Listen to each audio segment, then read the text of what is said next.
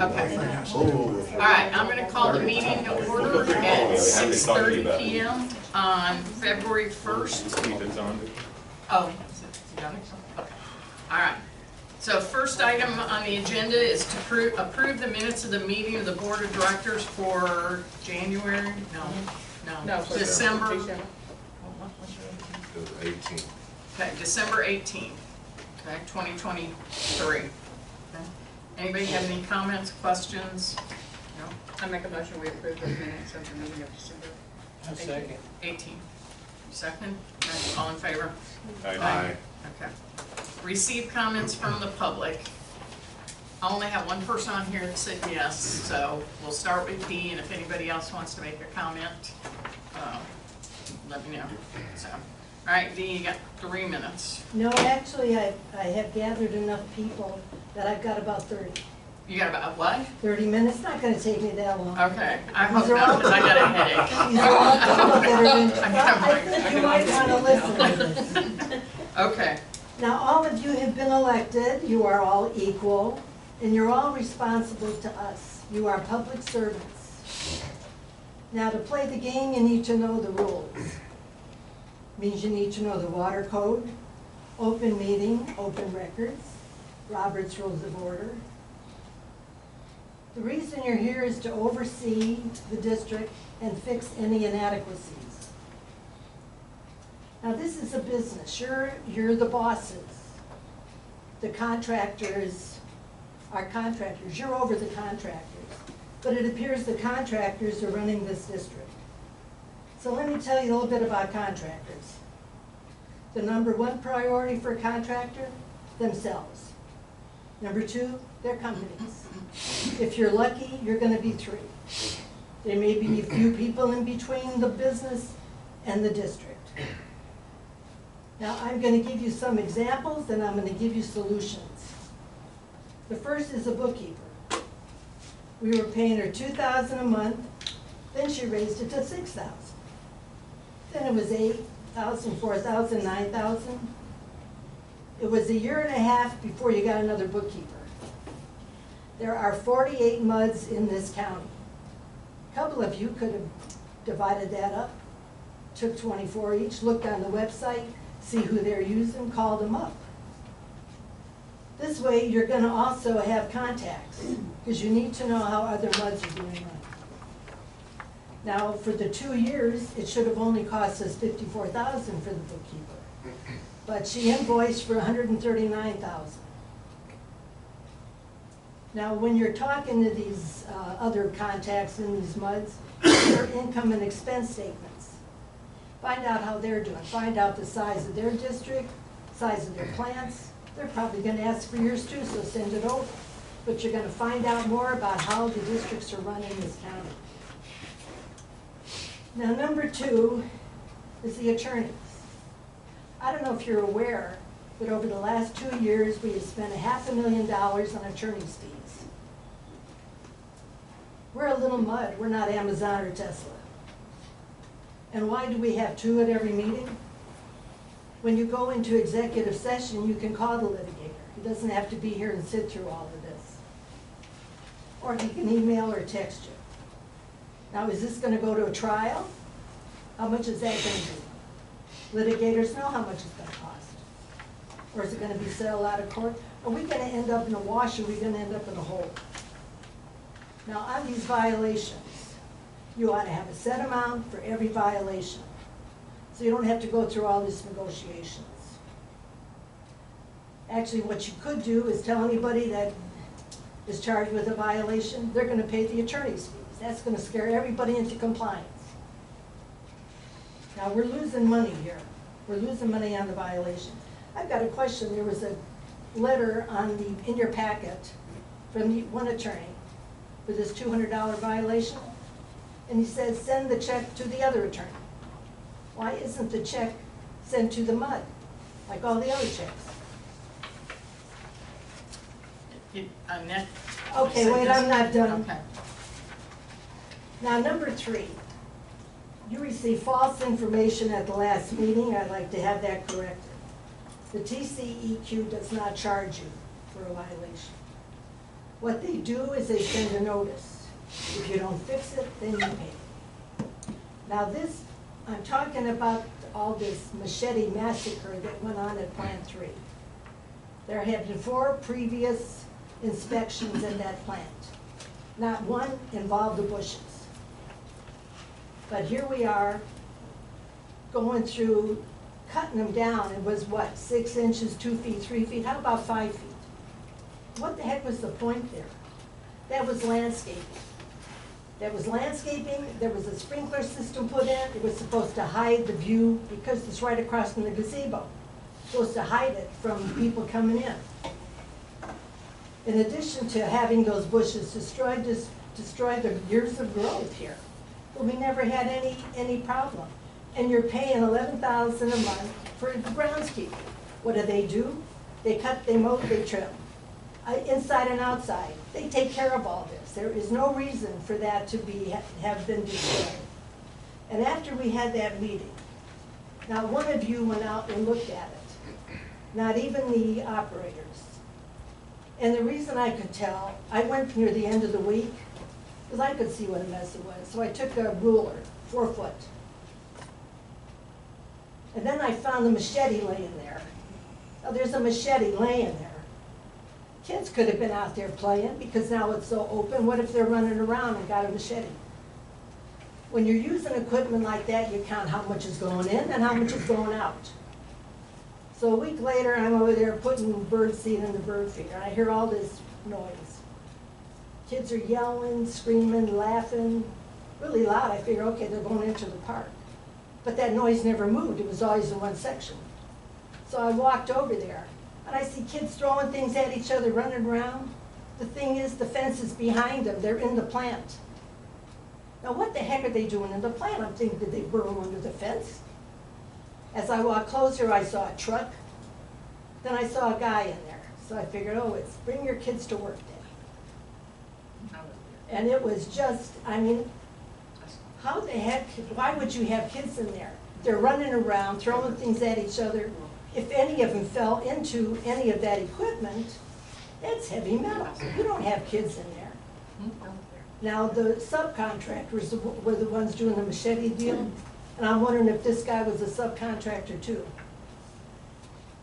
Now, we did all that, but what was the solution from Keith? Well, you can put up boards, or you can intertwine stuff in the cyclone fence. Well, that's going to look really great. It's going to look beautiful. No, he screwed up. He needs to replace those shrubs. And what about plant number 1? Have you seen that? It looks like tumbleweed times 100. It's certainly more than 10 feet wide. You could hide anything in there. Nobody would ever find it. But there is no 3-foot barrier there. I'll tell you, I just don't get where we're spending all this money and all this. Now you've got free resources. You don't have to keep calling the attorney for everything. You got the TCEQ, which are extremely helpful, Freedom of Information Foundation, Attorney General, Secretary of State. Are you getting any of these free newsletters and magazines? They can come in either hard copy or online. Glance through them, you're going to learn a lot about a MUD. And I'll tell you, when I got those minutes not years ago, but for the early years when this MUD first started, I have the greatest respect for those people that started this. They knew exactly how, because they were really concerned about the community. It would be a good tutorial for all of you to read that, to know how it's supposed to be working. All we ask is that you use common sense. Treat this money as if it's coming out of your own pocket and do your job. Now, I'm going to request the invoices from the bookkeeper for the last 6 months. I want the invoices from the attorneys for the last 6 months, and I want the invoices from the operator for the last 6 months. And I'm not paying anything. That's information you already have. So which one of you is going to be the one that's going to give it to me? You'll have to go through the public information request. I am. I'm doing it personally. And I'm doing it personally. You'll go through It's on the video. Okay. Did you turn the video on, or do I have to go through this again? You'll go through the attorney will accept that request, and then we'll get the information. I'm doing it personally. I can do it this way. Okay. by voice. I haven't received anything yet. I'm the new. I'm not talking about you. She's a new bookkeeper though. I know that. Oh, I'm okay. not talking about her. I want the last 6 for the other one. Well, she's gotta get them from the other one's transferring everything to her, to them. Okay, well then I will get that. And what I want you to do is still have backup. If this doesn't work out, at least know where you can go to get some information on some of these, other bookkeepers. Always have Plan B, because you never know when you're gonna need it. But certainly don't waste a year and a half. Okay, that's it. That's it. I want to respond to a couple of things. First of all, the TCEQ, I went to the Association of Water Board Directors Conference this 3 weeks ago. And I personally met with the TCEQ guy. And I didn't know, he didn't know who I was. I told him who I was. He goes, oh, I think I've been out there. And he kind of rolled his eyes without me prompting him, without me saying anything. He said, yeah, I think we recently did some inspections, but I may have been out there. When you were talking about you feeding your birds, I was there that day. I was there when the guys were there. They did have some young kids there. They had machetes. Those were the guys. They had some kids that kind of stayed in their truck. They didn't get out. They weren't running around. I didn't see them do anything unless they were out in the road.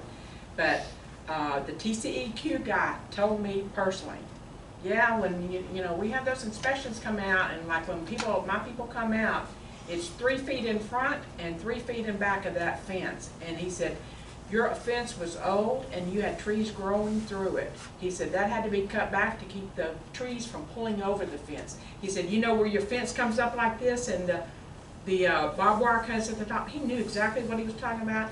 He was one of the ones that went out there. He told me he was out there. I talked to him personally. Now, he has no reason to tell me a lie and tell me anything other than that. And I was there that day. I called you. I said, hey, Dee, and you never responded to me. I did. I looked around and I didn't see anybody. Yeah, I was there. Thought, I was one. You said nobody went out there. I was there, and I was there for probably an hour. But you didn't see the machete, did you? I saw all the guys with the machetes. Yes, they had. I didn't see one you laying there by were not itself. there when they left and left a machete. No, I wasn't there when they That's left. what I'm saying. No. And when I called the TCEQ, what they said was, because I asked for that paragraph, what was that regulation that Keith kept referring to, that Julie read? I asked for that at noon. I never got it from him. I got it from Julie at 10 o'clock at night. When I called the TCEQ and I said to them, asked about this notice and discharge, and I said, what about this 2 feet, 3 feet thing? She says, no, that's not a TCE regulation. That's your guy. He personally told me 3 foot in front and 3 foot back. He said, and yeah, you but guys. Nothing grows through the fence. I'm going to tell you. Well, I just tell you use what he that. said. Well, I will tell you when I'm living. Oh, she got some other people on. I have pictures If they follow of rules that. of order, then they have to request Okay. time and then give it to her. Why didn't he wait for a violation? He wouldn't have gotten one. But do we really want that on our record that we've gotten How them? many violations have we had through the years? What is the big deal? A bunch. Remember when So these what? guys first came on? That's all we were doing, What was does that getting do to letters your of record? violations. What does that do to your record? Doesn't do anything, but it That's doesn't look right. good when you try to go to a new operator, or you try to go to a No. new engineer. You don't. No. Every single one of them pulled up and said, "Do you know how many violations you've got on there?" Yeah, but see, that's what they use to get your business. You have all these violations, but we won't. Multiple rules of order here. Okay. All right. I'd like to make a comment too. Okay. I think in you behalf sign of the in, board, Oh. what Dee has pointed out, Dee, they have their expenses covered. And as you're aware, the ad valorem rate increased by 49%. For me, $500 on my property That was taxes. for the bond. No, that was the ad valorem rate, went up 49%. No. It sure did. We The couldn't bond- raise it 49%. Yeah, I asked 49 is the total. No, it's not, It's, 64 cents. The 64 bond is cents, correct, 27 but the cents. bond, The right. bond was 27. And then the other rate was 25 cents. And y'all went up to 44 cents. I was in the meeting when y'all voted on that, and you said you wanted 49 cents. No. It was 40 and 44, okay? Yeah, but it And so don't you 25. basically added another $500. There's $500 for the bond, $500 this time. And the lawyer said, I asked Because in August of '22, y'all said, now you're an undeveloped district, water district. 54-year-old district now is undeveloped. I just And got a therefore, call the that other day lifts, about a new bill. that lifts the cap rate of 3.5%. And that's what you did, and you bypassed it. And the only way to get around it is for the community to present you with a petition signed by 3% of the voters in this district within 90 days of call election. I didn't do that. Davis, But I'm do you trying to have- tell you, Just wait a minute, Go do you ahead. happen to have the exact percent that it went up? It didn't go up went up 49%. it didn't go up 49%. Sure did. Julie, I just need a minute or two, and Yeah. I'm sure I can pull it up. Okay. The percentage, maybe Mr. McElroy's personal tax bill, obviously, some of that has to do with the appraised The values. county I'm and, talking about the ad valorem rate. Individually. But I can Okay. absolutely, pull those rates real quick. okay, I'm talking about the ad valorem rate, Okay. okay? all right. He's gonna And tell us that's not- how much it went and up, there's- because I know it didn't go up There are two rates, 47. one for your bonded indebtedness, Correct. and one for operations and maintenance. Correct. And that's what went up. And Correct, that's but what it didn't go covered- up 47%. We It went up can't raise that. 49%, that's Well, right. It doesn't matter, we can't raise it that much. Now, are you looking at the dollar amount, or No, are you I'm looking at the the actual percentage? Actual percentage, because It the didn't go up form, 49%. y'all got the form on the internet. What are we Yeah. supposed to do? So what, you want us to have an election now? Is that what you want, to have an, Well, to have a? what you've done by classifying as an undeveloped district, the way I read the We're water still code. having homes built here. Well, no, that's not the Are you measure. telling? That's not the measure. If I can interrupt, I'll tell you that in 2022, the district had a total tax rate of 52 cents. And in 2023, the district has a total tax rate of 65 cents. That's not 49% increase. It's 49% of the operations and maintenance, which is what the cap is. The What cap's on was the that in maintenance. 2022? Because that's the combined, It's is that the 25 cents. indebtedness It went and up the, Went from 25 to 40 cents. well, That's not 49%. That's sorry, I'm an accountant, it's not 49%, but, okay, what is it? Right. The maintenance and operations rate was 27 cents and was increased to 40 cents. That's So not it three went and a up half 13 percent. cents. That's not 3.5%. That's 13 cents, that's what it went up, I remember now. But let me, I mean, there's So- also, candidly, there's some long-term financial planning involved there as well. Right. The goal of, if you all remember, no future increases with the knowledge that there are additional capital repairs that will need to be made to the system. Right. Plus, we lost so much money the year before. We were so far into the reserves, which I don't remember what our reserves were. You had an enormous budget from maintenance and repairs, largely emergency repairs, that were done at a, when you have to do repairs like that and you don't It's have any more economy of expensive. scale, they're enormously expensive. And I know the state of Texas, you can go to the state of Texas and you can get a loan at a minimal interest rate to cover you where you have low funds and you can't do an emergency work, okay? And the other thing is, what So this is is, this what I'm your- saying, my concern is this, I pay my taxes. Okay. I know you need money, and you went about it in the wrong way, in my opinion, Okay. okay? I'm assuming this is a campaign speech for, I don't want to be a part of this activity Okay. here, other than make my comments. okay, To say, all right. Well, you're past your 3 minutes, so. no, the question is this in perpetuity? In other words, once you classify us as undeveloped, what No, are the just like we changed- characteristics, don't interrupt me, please. What are the characteristics of this district that has to take place in order for us to be developed? Because some reason or other, someone has said because of a lawsuit that failed on the HOA, I asked the question last time when I was here in August.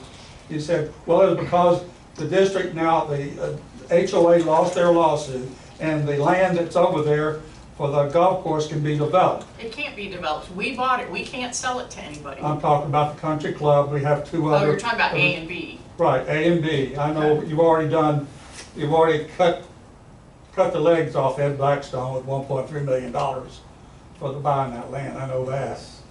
Anybody who develops land knows 68 acres at 1.3 million is robbery. Okay. But that's what it is.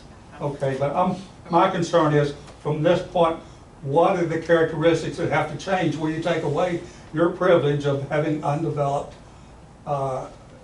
Actually, I think during September, was it September when we passed the tax rate? And I think it was explained on that video. It was. No, it wasn't explained. Yeah, it was. Mr. McElroy, I know that you're familiar with the statute, you've cited it a few times, and so you should be familiar with that trigger, but we would have to cross the threshold as set by the legislature to be considered a developing district. And so that would require either the development of the undeveloped land in the district that the court determined was or is developable, right?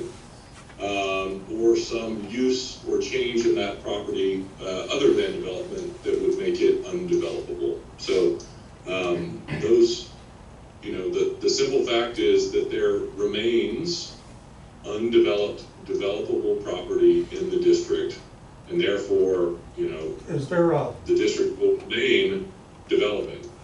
Is there a developer on site for that property? Doesn't matter, somebody could develop it at any time. So you're saying that's true for anybody who has a golf course in their community, now they can be declared undeveloped?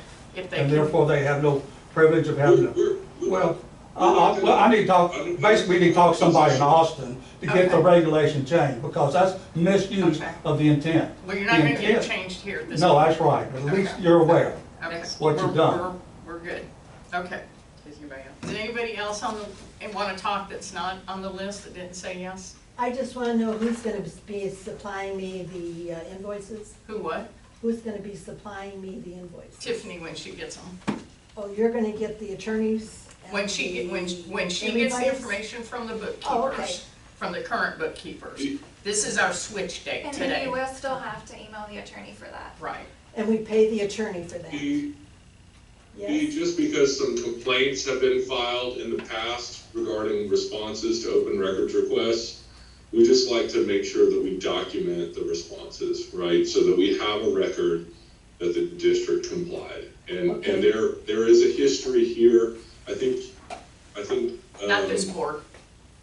So, You may have filed a complaint in the past. I may be stating that incorrectly, but I think that, I know that a handful of complaints, or at least one that I assisted Richard with, was filed with the Attorney General's office regarding a failure to respond. And so we just want to make sure that that the district is meeting its obligations under the Open Records Act, and that we document those responses in the event that another complaint is filed.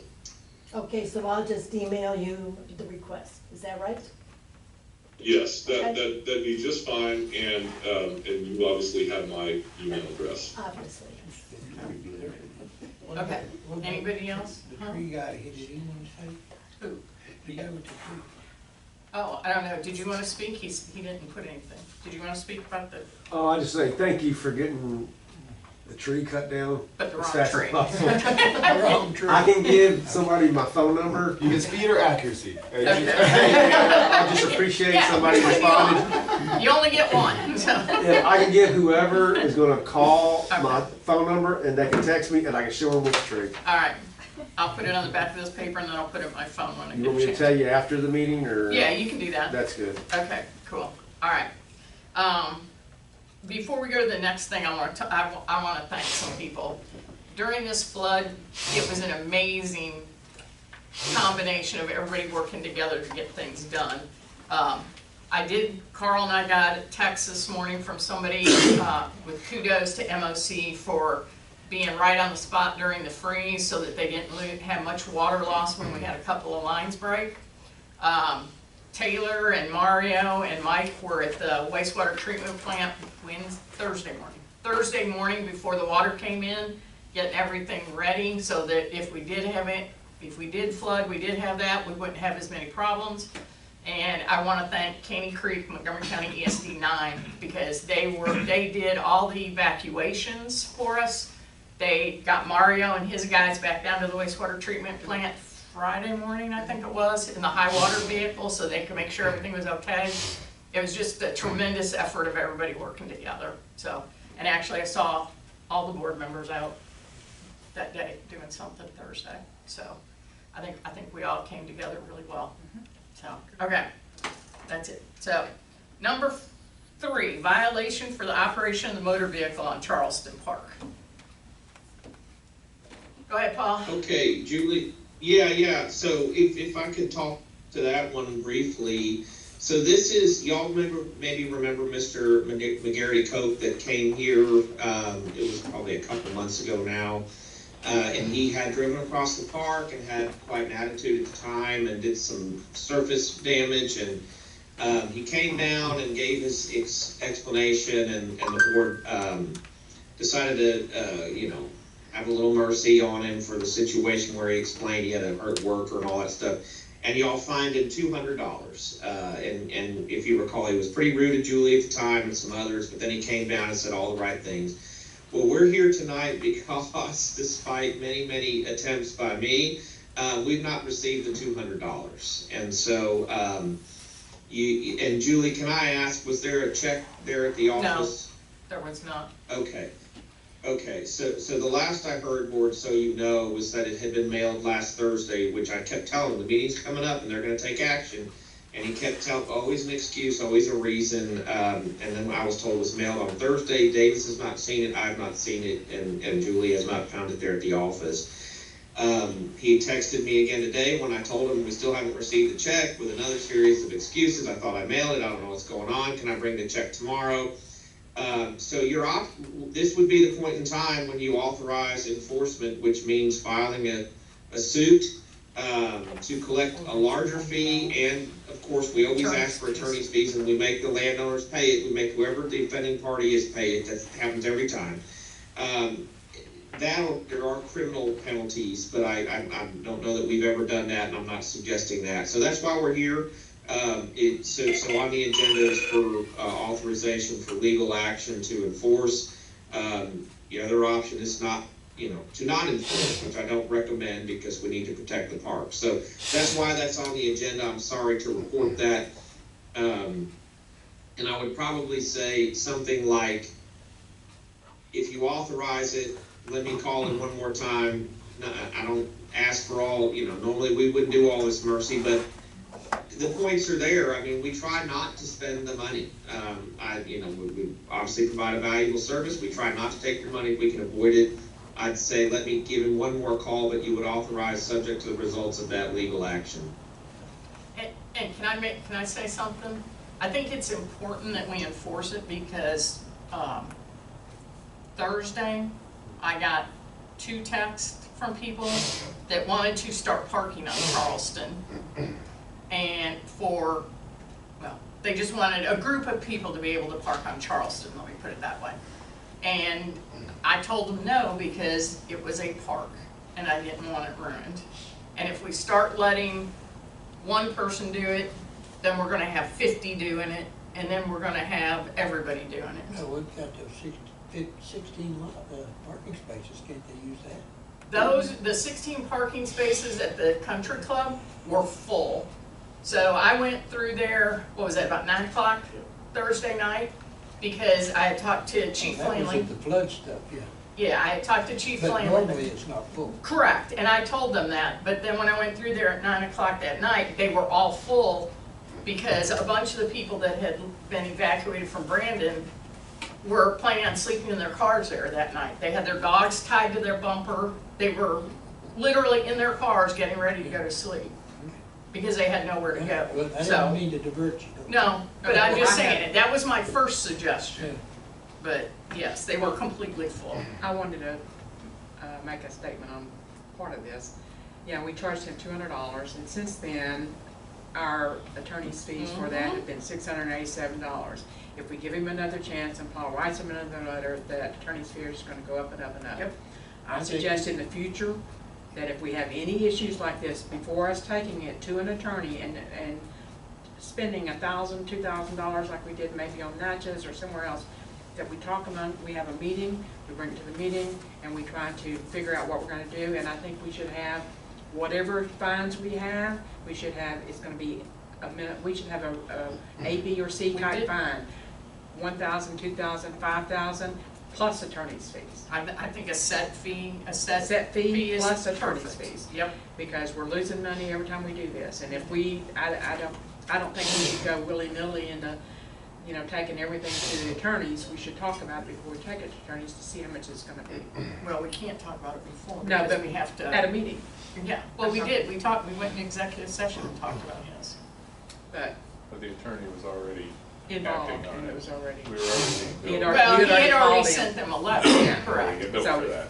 Yeah, we were already And gonna I bill think for what Betty's saying is, before it goes to attorney, we should decide if we're just gonna send a fine and save some money, save some attorney fees, and just, somebody was in the wrong there, well, then let's At least, assess a fine and go on. I think we should have a set amount, and I think we should post it someplace. If you go, you know, violation, A violation is 2,000, B violation is 5,000. I'm telling you, that sign's gonna be the size of this I room. know, but, you know, What's on the website? but we can't just say, because at the I time, totally agree, because I did not vote for $200. Remember? I was the only person that didn't vote for But when we- $200. but It doesn't matter who voted for it. Well, I know, I'm just saying, Yeah. I did not vote for $200. Yeah. But we So- need to start something new. I and totally instead agree of going with to that. the attorneys every time, before, like, you went to the attorney, but I know I can't go to attorney. What Why if can't you Paul- go to the Well, I attorney? mean, what if I did? And what So? if he went to attorney? And then, you know, Paul's a litigator, You're so on he's the board, gonna. you have the right to go to But- the attorney. But That's more it's- cost. It's Every gonna be, time we go to every attorneys. time, and it's just spending money. I think we Okay, should then I have. suggest we take the signs down and just say it's a free-for-all. No, I think we. So you're gonna wait 3 months to take action. By the time you have a meeting, at the next meeting, Could be a week. could be a month. By the time you get it in a letter written, by the time they show up at the meeting following the letter being written, But we give them 30 days to pay anyway, don't we? I mean. yeah, so now you're at 60 4 days, months. yeah. So now you're at 4 months. But we're, maybe it's 2 months before. I mean, it's still, I just, I know these chairs these attorneys, I totally agree, I mean, I agree we should have a set fee. I think that was brought up in executive session about we're setting precedents, for future. So I totally agree, we should have a set fee for everything. But how are you gonna get them to, how are we gonna get to enforce it for waiting 4 months? If they're renters, they're gone. If they're That's people the that. risk we take. I don't think it's gonna We be 4 just have months, to it could set be up a month, it could be 2 procedure. months. Yeah. We set up do a procedure. And then we use that procedure. If they're rent or not, doesn't matter. We Even either if- win or lose. Even if they're renters, we can still All try right, to. so who last wants guy- to make this a last guy- motion? this Oh, we last guy can't, was- we can't vote on it, we gotta put it on the This agenda. last Or guy can we wasn't a, fix on this? Can we make a motion to I don't think we're ready. change the, I think we need to discuss it in a Well, meeting. we gotta establish the numbers. So we'll talk about, put it on the agenda. agenda for next month? Yes. Okay. Well, yeah, Park rules. right, what you would need to do, and you can defer action on this item tonight if you want to, it's no problem, or you can take action. But to make a change like you're talking about, yeah, that needs a separate agenda item for next month on update park rules, or whatever we would say it. So we need a motion for that. No, you just need to tell them to put it. Well, you don't need a for next motion to time. put things on the agenda, you just tell your attorneys to have it included on the agenda. Yeah, that's no problem. We'll put the park rules on the agenda for next month. Perfect. And everyone can just think about it between now and then, and we'll just leave a blank there. You know, obviously, we don't wanna completely pigeonhole ourselves in the event that we have a big problem, but I think we have kind of what I call a standard trespass, situation, and you may wanna have a fixed fine for that, plus, the cost of repair or something like that, so. Well, couldn't that all fall under item 10, park maintenance matters? We really should put the park rules and regulations Okay. on the agenda If that's okay, I just think that's, just because we're adopting a penalty, you want to make sure that you provide proper notice. Okay. So we're not gonna do anything about this one this month. Who enforces something like that? Y'all just, somebody picks up a tag off of a vehicle and anyone on the board or the officer or what? You know, how do you do that? It could be anything, any of the above, I anybody. mean, can you go down then and you have access to the records for, No. state of Texas, find out where to mail it to? You have, there's, I mean, they do, I'm sure. correct. That's what I'm saying, you don't have that That's what we power. do. We take pictures, we get identification if we can, and then we So send you it still to have to them. send it to these Because guys. we don't have access to those databases. Can I say something about this process real quick? So I just want to make sure we're understanding how it works, okay? So this is a civil penalty that the water code authorizes MUD districts to issue. So it's like when you get a ticket. If you get a ticket, you know, you're driving on the park and the cops catch you and they give you a ticket. You're not guilty immediately. You show up in court for an arraignment, you make a plea, then if you don't resolve it, you have a trial where the government has to prove it was you broke a rule, and then you get a fine. So there isn't a proper process for this board to just mail out fines. So the reason for using the processes you have is this district doesn't have employees, and so it has to work through contractors. And it doesn't matter who issues it. In this case, it's always your operator that sends the letter, which is, I think, the right way to do it. But it's just like the notice of a ticket. The operator sends a letter notifying the party that they're being charged with a civil violation of your rules, and then they come down and we have a hearing in front of the board. And so you can't shortcut any of those procedures. I just want to be clear about that. There's due process requirements, and you're doing it correctly. That's just how it has to be.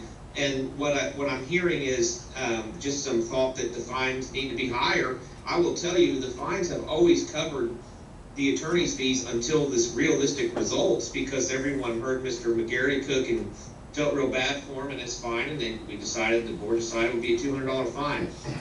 All the others, I've calculated my fee, we put engineering time on it, and it's covered it.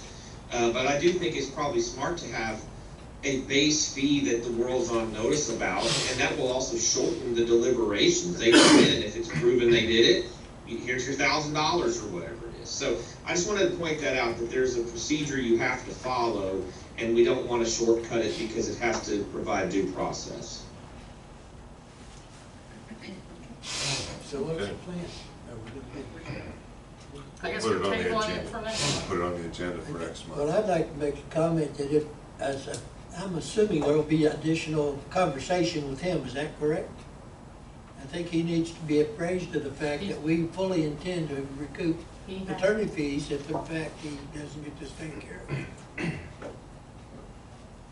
Yeah, I've conveyed that exact message maybe 5 times to the gentleman, including right before this meeting, because I don't want to take your money if I don't have to. I enjoy working for this district. I do a lot of work, and I know Davis and the others, to make sure we stretch these dollars.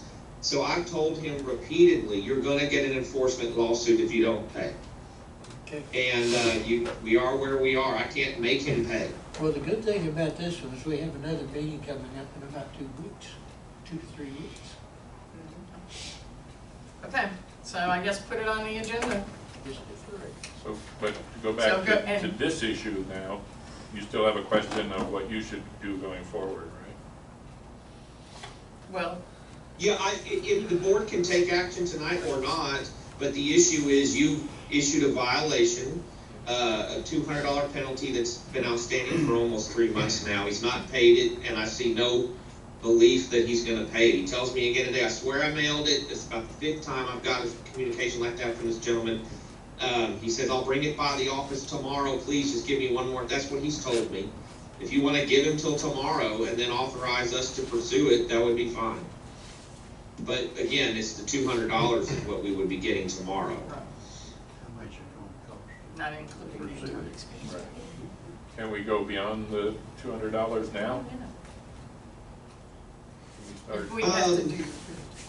How about if So- I we think tell him what that you we would- have the it for our proper- next meeting, or we want attorney fees? What is it? How much is it gonna cost to pursue it? That's the question.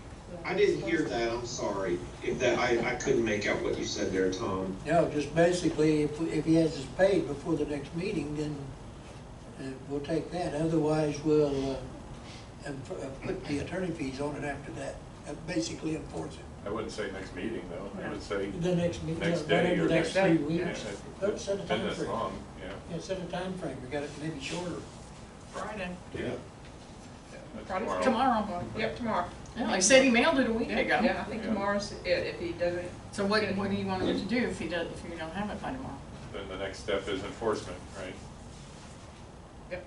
Yes, which again, because it's a civil matter, what you do is you file, we would probably file in county court, and you seek your fine and your attorney's fees there, and we would seek a much larger fine. It's basically, the way you give these fines is we tell them, here's your actual fine, this amount is what we can fine you, but we're gonna remit it to $200 if you pay it by X date. So we go to court, we get the full fine, and we're entitled to our attorney's fees, so it's gonna be a lot more painful for him there. Is that explained So you to him would the need first to- time you talked to him? Oh, yes, and we explain it when he's there, and it's in all my letters.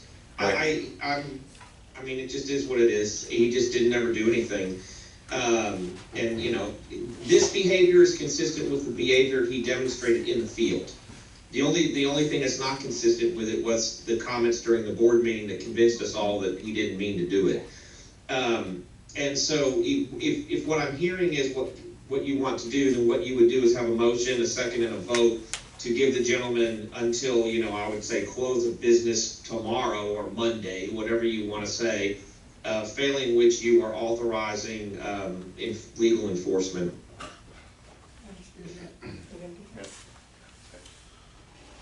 I agree. I would make a motion that we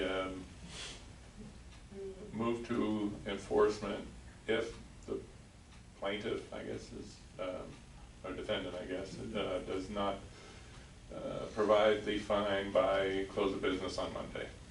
That's second. All in favor? Aye. Now you don't have to put it on next. Okay. Thank you, board. I'm gonna go ahead, you'll see me, you may see me on my phone. I'm gonna go ahead and text him right now. I mean, I don't ever give anybody excuses, and I'll do it while I'm already on your clock. And then I'll call him in the morning, and we'll hope to have the check by Monday. Thank you. Okay, next item on the agenda is a fire station location. Okay. We've been talking, not last meeting, 2 meetings ago, I guess it was, we talked about the fire department wanting to put a station in the district. I'm gonna turn it over to the chief in a minute, but because of things that are happening and because of this past week and because of the real need for a fire department in this community, we're gonna propose a different situation for right now. I'm gonna turn over to Chief Flanley. Thank you very much. My name is Ray Flanley. I'm the fire chief for Montgomery County ESD number 9. I've been in the fire service for 43 years. I've been the chief out here for 13. And I'm here to ask the board for 2 things. I'm going to be totally selfish for the community. We do have a station that's been here for years. Some of y'all may recall back when it was Center, there's River Plantation. There was several different names as the organization changed. At one point it was Montgomery County ESD 5, which consolidated with ESD 9, my agency. So we still have a truck in the community. The next closest engine for my department is 13 minutes away, and that's engine 86 on 1314. We are very blessed to have Conroe engine 4 out here on 1488 and Conroe engine 3 off of Silverdale. We have a great relationship with that department, great guys. Typically, they'll beat us here by a few seconds. As we evaluate our district, we realize the call volume over here It's a little over 90% medical calls.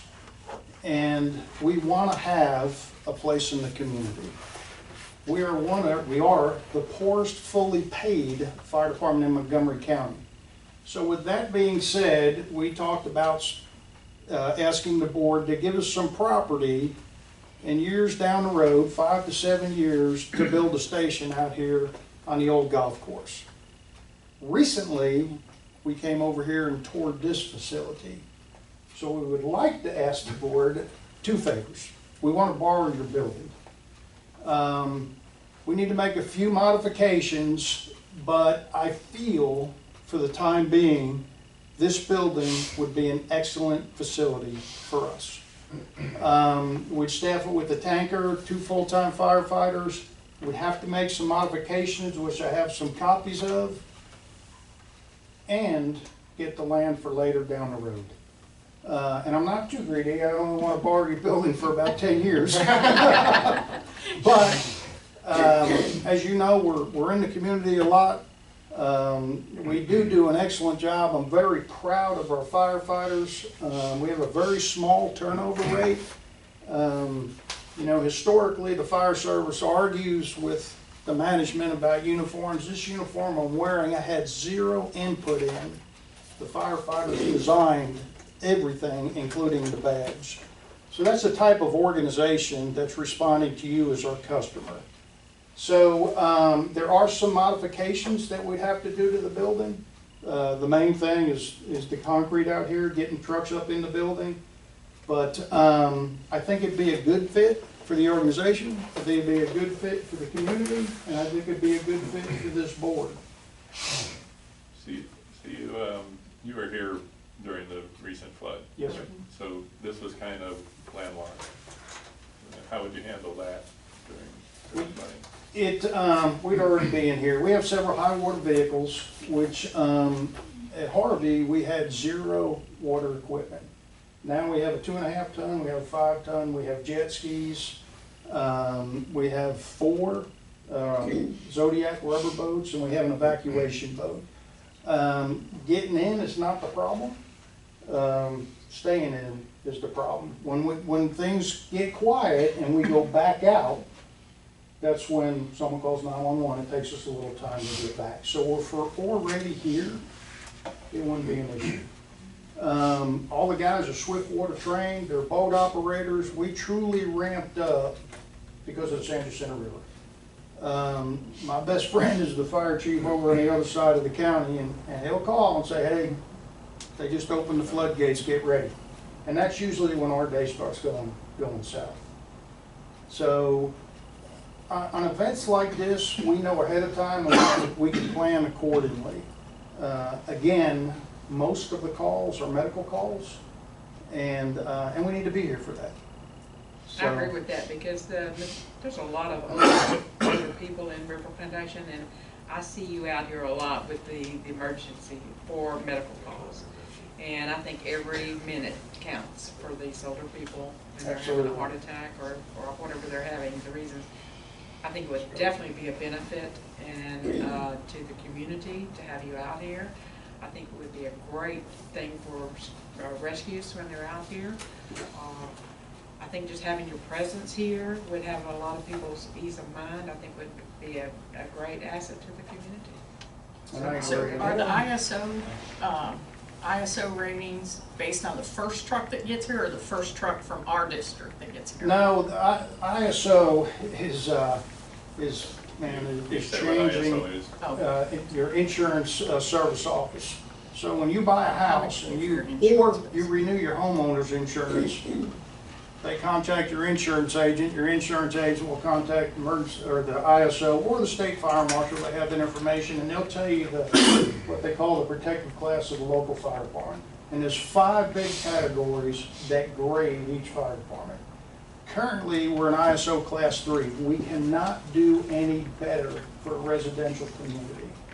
And it's based on road mileage and the communication center, which we really have no say-so or no control over. That's for the Woodlands Fire Department. But every house within 5 miles of fire station is grandfathered into the 3. If you get 5.5 miles out, then it goes up a little bit. So when I took the job here, we were at 10. The highest you could possibly be, in fact, if you do any research at all at ISO, it is non-existent. There's no fall protection. So we went from a 10, it took several years, to a straight class 3. So they're changing the game a little bit, because ISO is a public company that the insurance companies, every insurance company buys their data from ISO to rate your homeowner's insurance. So they recently changed it. We have a station over our Four Corners saying, and they're telling us now, hey, because it's not staffed 24/7, we're taking that credit away. Well, the majority of the United States is a volunteer fire department. So that's a whole nother story, but we don't want to lose the station here where we're at in a very small building, because there's a chance in 2 years when they come back to grade us again that we may lose that credit because it's not staffed 24/7. Would this one be staffed 24/7? Yes, sir. And I think the fact that somebody's gonna be here all the time, it doesn't look vacant, and you're not gonna have people just wandering into the parking lot. You know, somebody's gonna be here all the time. I think that's gonna be a good thing for us as well. Somebody's So gonna you be here. had some plans and everything? Yes, sir. This is a few highlights. We're able to tour the building. We have to put some living quarters in, a small kitchen, cut some trees back. We'll have to figure out the concrete on the driveway. Would there be any cost to us to the budget? Don't we have a shower back there? It's not- Any of y'all want to pass them around, look at them? Want to take one of these bathrooms? Okay, if there's a shower back there. A few things, I think, on the outside of the building, but the main things on the inside of the building we take care of, obviously. Yeah. So there's some trees that would have to be cut back. The gutters over here, it's almost like someone cut them between the downspouts. That's gonna Anything's cause, possible. that's gonna cause building problems as water gets into your building. So, the concrete will probably be the most expensive thing, and we'll have to figure that out. Yeah. So, And the trees were, what was it, 5,500? Is that what the trees were quoted? I I think don't it remember. was what it was, $6,300, and there was 14 Okay, and we had trees. like 1,600 of it that was done today. Well, not of that. So one of those was a tree up front, that tree up front. But, so he said if we took that would reduce that amount. So, because we had some that were leaning over the building out here. And what about utilities? Utilities would be on us, I would Yeah. think. Yes, sir.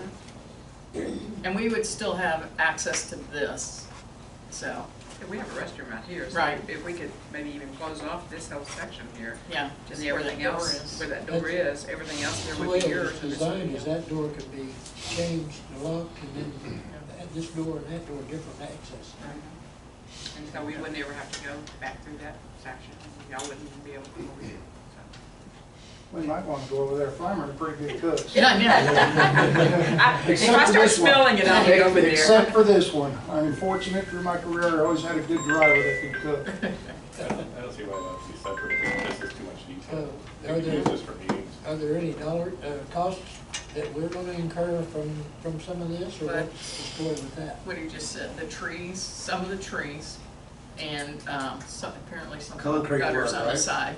Concrete work for that, Concrete. yes, sir. We're gonna have to figure out, there are some cracks down here at the end of the driveway. Someone way smarter than me is gonna have to evaluate the concrete and stuff. As you know, these trucks are quite heavy. We definitely want to store one of our high water vehicles down here. The building is big enough to where we can get several vehicles down there. We'll put a boat, either the 2.5 ton or the 5 ton, and a tanker with 2 guys on it. Probably eventually some kind of pickup truck or emergency response vehicle for medical calls. So why still plan on building another building? Seems like this is pretty good. It is pretty good for several reasons. The age of the building, you might have some needs later on down the road, 10 years from now. You know, the concrete, the slab in the building, there may be some things that come up and it's just not a good fit. And I think eventually, one day, a nice fire station at the entrance of a gorgeous subdivision would be a good thing. Which entrance you talking about? Not by the bridge. No. So where do we need to go from here? So we're gonna talk about an executive session later, but I just wanted him to make his thing so he could, if you want to stick around, you're more than welcome to stick around, or if you want to Okay, I'll stick with leave. Can I leave? Does anybody have any questions for me? Yeah. You vote? Yeah. Good stuff. All right. Nothing? Well, I'd like to thank you for the proposal. This is what I've been wondering why we couldn't do it. I've asked that several times, and everybody said you guys didn't want it. Well, shame on us. Well, I think it's not meant to be that. No, It's just that we I should think have looked sooner. We were invited sooner. Yes, sir. I think they just didn't know how deep the building was. Yes. Yeah, we didn't know It's enough about it. misleading. And we just recently paid $5,000 for some very intense software that shows our whole territory, the types of calls, where they're at, and it goes all the way back for about 15 years. So we realized the number of medical calls, and quite honestly, they're increasing in this neighborhood. Yeah, it's an older So neighborhood. we have 7 stations total today, and we're moving some crews around to adjust the call volume. So it's not to the previous administration, they just didn't anticipate that all these organizations would come together. You know, the volunteers built one here, built one there. Well, we brought all that together, and now it's a different footprint. Yeah. Now, do you plan to keep the one down by the country club, or you got that, or are you gonna be coming up here? I know you got an issue there, but. Yes, sir. No, probably not. We have a very small building in there, and that's the other thing. The fire marshal is very strict on what the fire departments do. A sprinkler system in the building is $50,000. So if you remodel 50% or more, he's gonna be down here wanting that sprinkler system and so on and so forth. So that building over there is one way in, one way out. It's very small, and to be quite honest with you, I don't feel comfortable putting a firefighter in there if something was to happen. There's about a 4-foot gap between the storage facility and the living quarters, and it's just not a good thing. I like this plan. I do, I like it.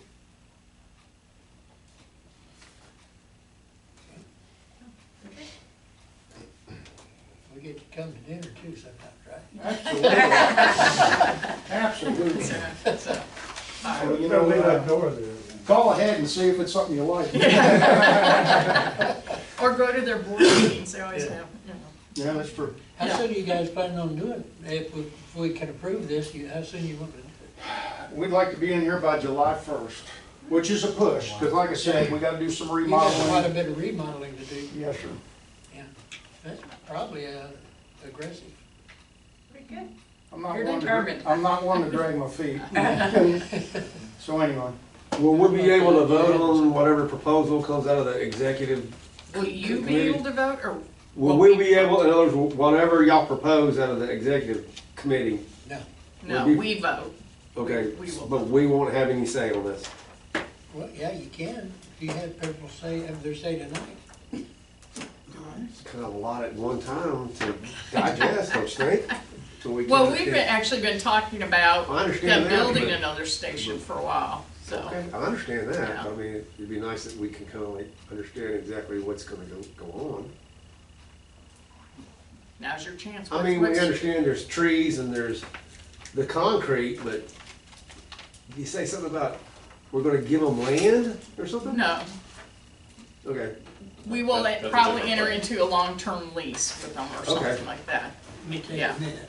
Huh? Let me show them this. and, okay, so. This is what they're proposing to Okay, change the building to. understand. Okay, it's a full fire station if you look at it. And then they'll be paying us a lease. Well, that's what we gotta talk That's what about. we gotta decide. Okay. They're gonna pay the utilities for sure. Right. Any money's appreciated. Yeah, so, That's all I wanted to ask. yeah, but they have facilities that have people here, our ISO gets protected. I understand that, I understand, I You understand. get protected if that tree falls on you? I understand completely. That's not what I'm just, Okay, there's just some more questions besides just all of it at one time. right, I understand. But I'm gonna take that home. No, you I'll go can't. grab some more. We'll have to make you a copy. Thank you. Will you include that in the minutes? Huh? Will y'all include that in the minutes of the When meeting? we vote on it? Or what or you what? pass out there? The plan. Oh, the plan? Yeah. Yeah, Those yeah, maybe. if I send this to you, well, if I send this I have to it you, electronically. okay, Yeah. I'll give you, I'll, Just for the record, I didn't do it. It might be better to just post it on the website, okay, as That's opposed what to we'll do, including post it in the it. minutes. okay, okay. And we might be better off making sure we label it as, I'm sure it's Proposed. preliminary. Yeah, let's see, Yeah. yeah, That's a good idea. Assuming that the board decides that, you know, Right. you wanna move forward with Yeah. it, so. Yep. Can you put proposed station?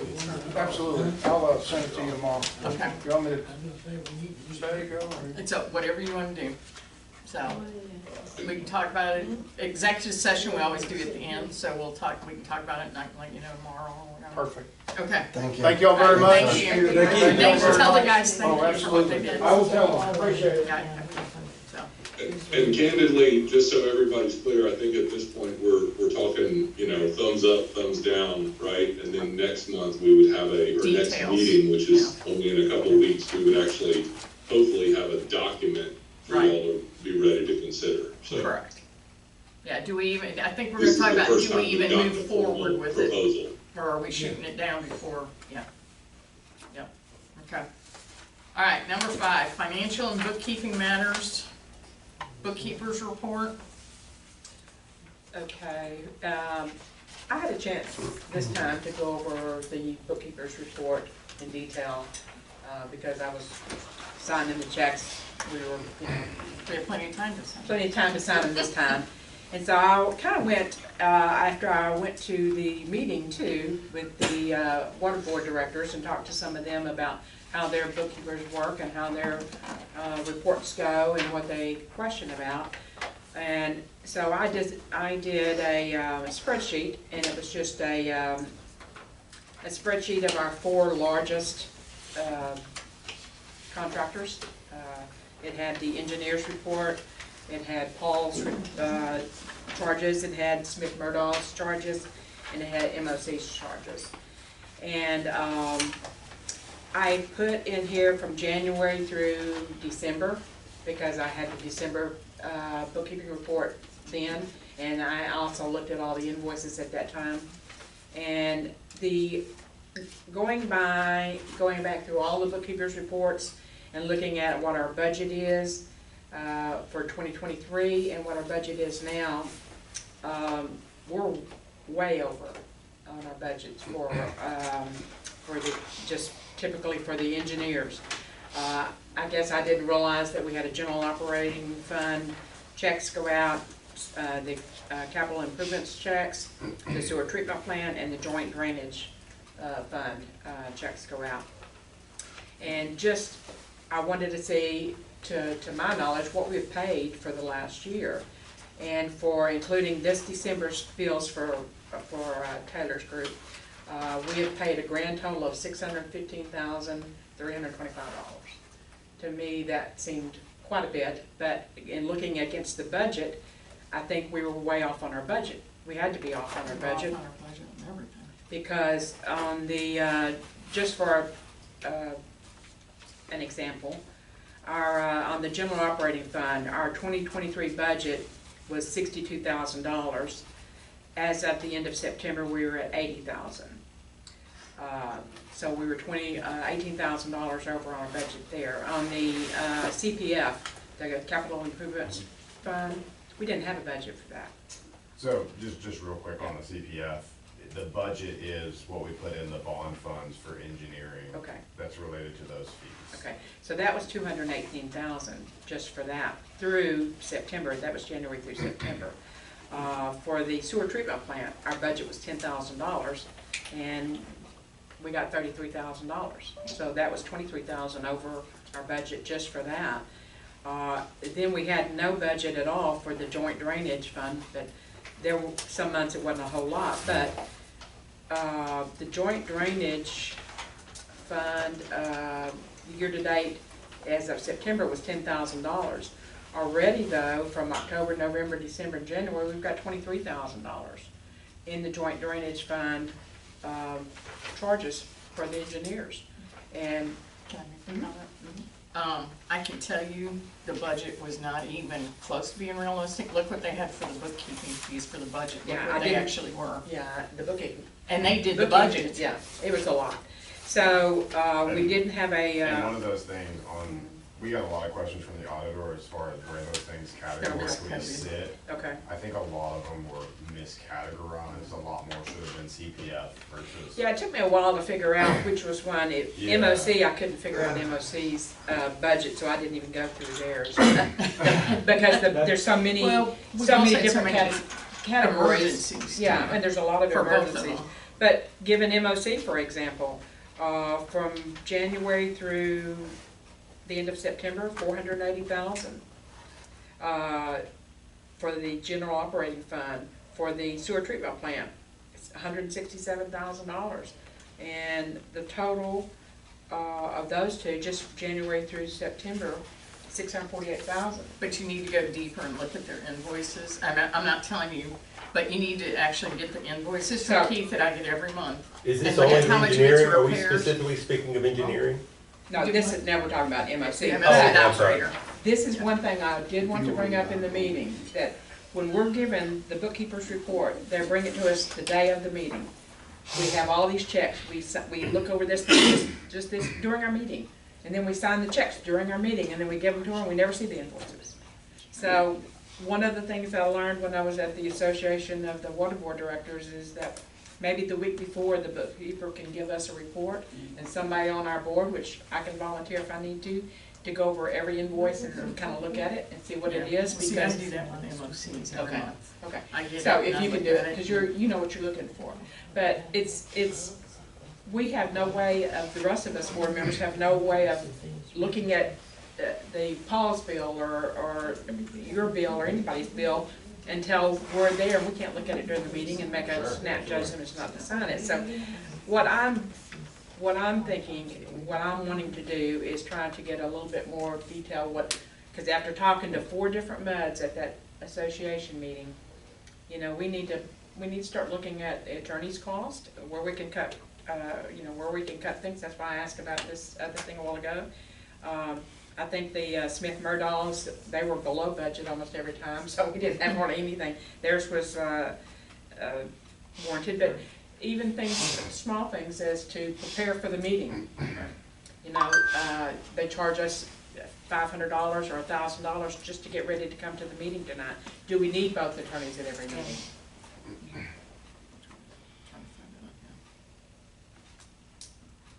Well, we'll talk about it afterwards. Because That's just some things that, Yeah. do we need attorneys at every meeting? I know we need, at least one, but if one's a litigator, do we need him at every No. meeting?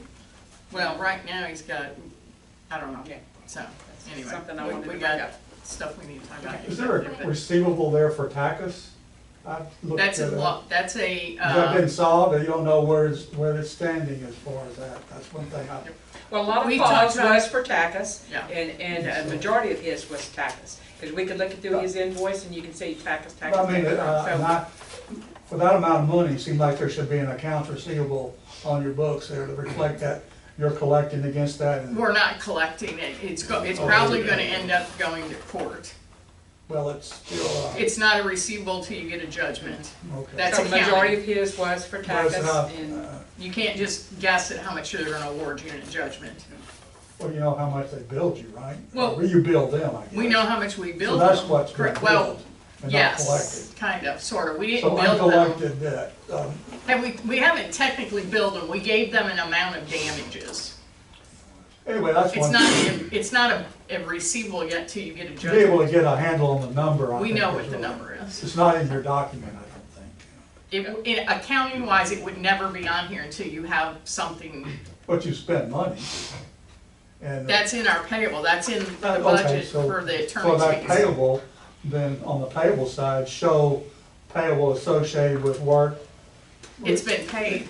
Is this the contractor damages? Yes. Yes. There was roughly $26,000 of contractor damages that have been recorded and are being pursued, to my knowledge. No, it's There- 200 and something, isn't it? Yeah, it's gotta be more than It's 200 26,000. something. Okay, this is what I got from the bookkeep, then this was over 90 days, I was gonna say this. That had to one- be something else. Yes, this is from your operator, this was what they had reported. No. But as far as what we're going through now, the bookkeeper's report, that's all, that's the only question I have. Yeah. So if we wanna, Okay.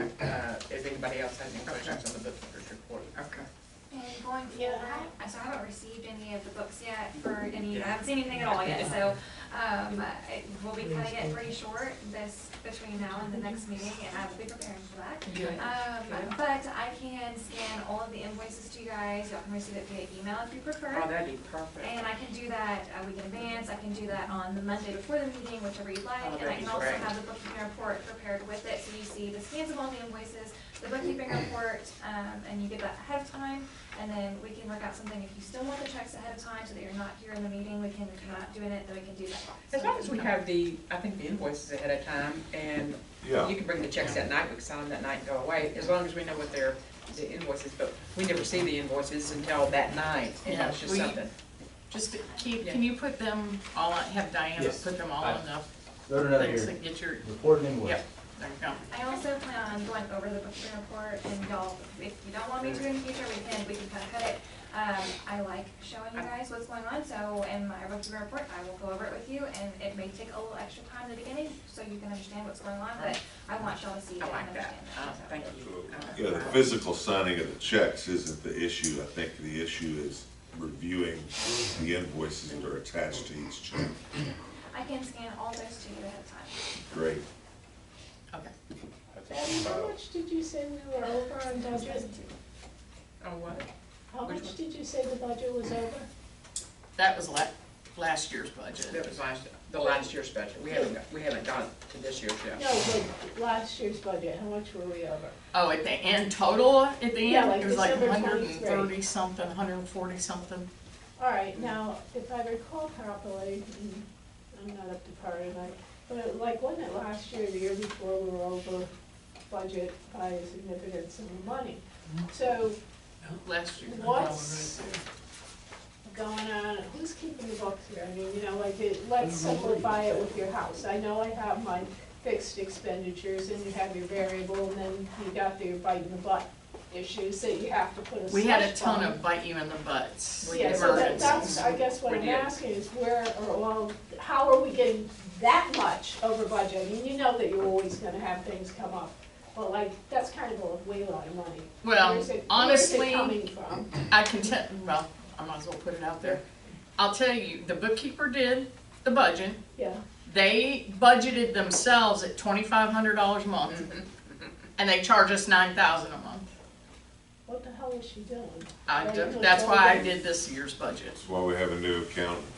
and that's why we have a new accounting No, firm. but it was just, I was wondering, because it's 2 years in a row, or at least 2 years that I recall, that, you know, we Well, plus blew the up fact by that- a way lot of money, not You- like, you know, You did have a surplus the year $50,000 or before of Right. 240,000. Yeah, I This was year, just the gonna- deficit for the audit year, not the calendar year, the audit year is through September 30th, Well, maybe the was year before. was but- 84,000. Yeah. You were correct, in 2022, they did have a surplus of 242,000.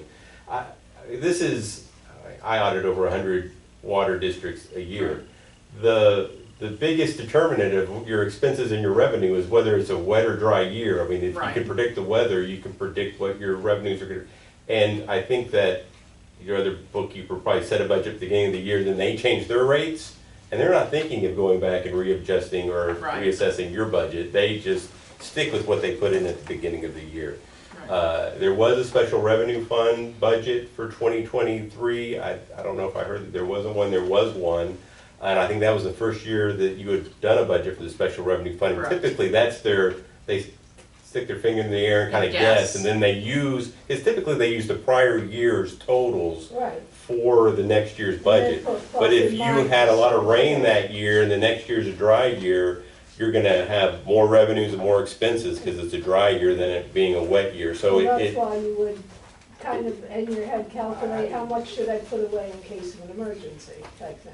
That's a variable that there's nothing you can do about that, and could be whatever. Correct, it's just a little different than a household budget, and it's the same, you have your mortgage and your utility may vary a little bit during the season, but it's not a big swing. Where here, you can have very large swings in expenses. Well, one of the depending on when a things, just capital like project's Taylor timed and can tell whatever. you, on my street alone, there was a large pipe that completely crushed, and it was, what, $270,000. So you can't say, well, we may have a bus, and it could be $100,000. I was shocked it was $273,000. There was two others that were just as big. We're working that you can't count on, so I can understand. I know, and I did look through a lot of Taylor stuff, and there's stuff that was just beyond our control. But Things that isn't A failed. lot of that, It's I covered by really the do bond. believe a lot of that's not been billed from capital funds, but Okay. should be. Okay. So Okay. I already talked to Tiffany, and we are gonna go through in detail, Good. because normally we get to look at the bookkeeper's report too, which helps us because it's not always perfect, you know, they may not understand our bills or something like that. And so when I was looking at it, I was like, these are all wrong. I keep a spreadsheet in my office, and so, But if we're so wrong, we need to take account for that on the next budget but and figure it out. I don't think we're wrong on just general No, yeah. engineering. I think we're wrong that things Where were it's not at. split out to the appropriate accounts where it was budgeted. So, for instance, I don't know what the exact number is, but you guys said a $6 million bond. Normally 15% of the construction fees is what we budget for engineering. So we're talking, you know, $500,000, $600,000 in just CPF projects that we're doing for you guys. And I don't believe it was being appropriately billed out of that. As of September 30th, we had $186,000 due from construction fund to the general fund. Right. And Okay, so- I don't think that's the right number. Okay. Thank you. Okay. So, Anything else? No, we're just gonna approve them all at once. Tax assessor collector report, any questions? We're gonna do them all at once. Oh, okay. I think Carl, did you have a question on that? Oh, did you have a question on which one? And the tax assessor collector, I'm looking at page 1 of the tax collection system. This is the one that's in the courier Is that the one fund. that goes this way? Yeah, it's like right after, right after. I just don't look at it, you know. It's got 2023, 2020, 2022, and 2021.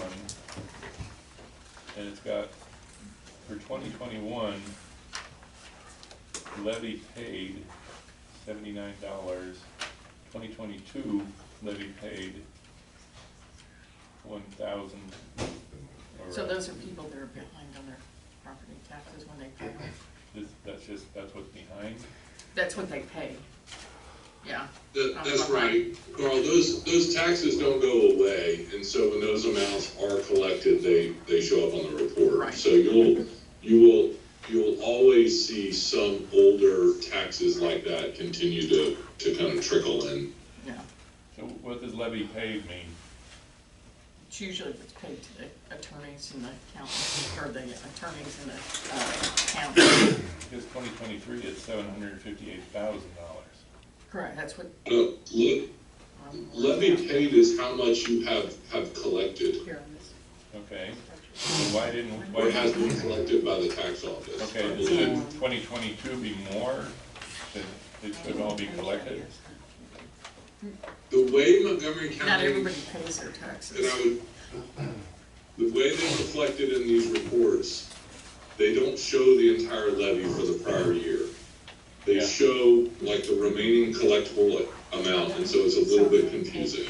Sure is. So it's very easy to look at the page of the report and see 758,000 for the 2023 levy and 2766 for the 2022 levy, and wonder why the disparity. Yes. But that is just how Montgomery County does the reports. And know that is not the entire 2022 levy. Seems pretty useless.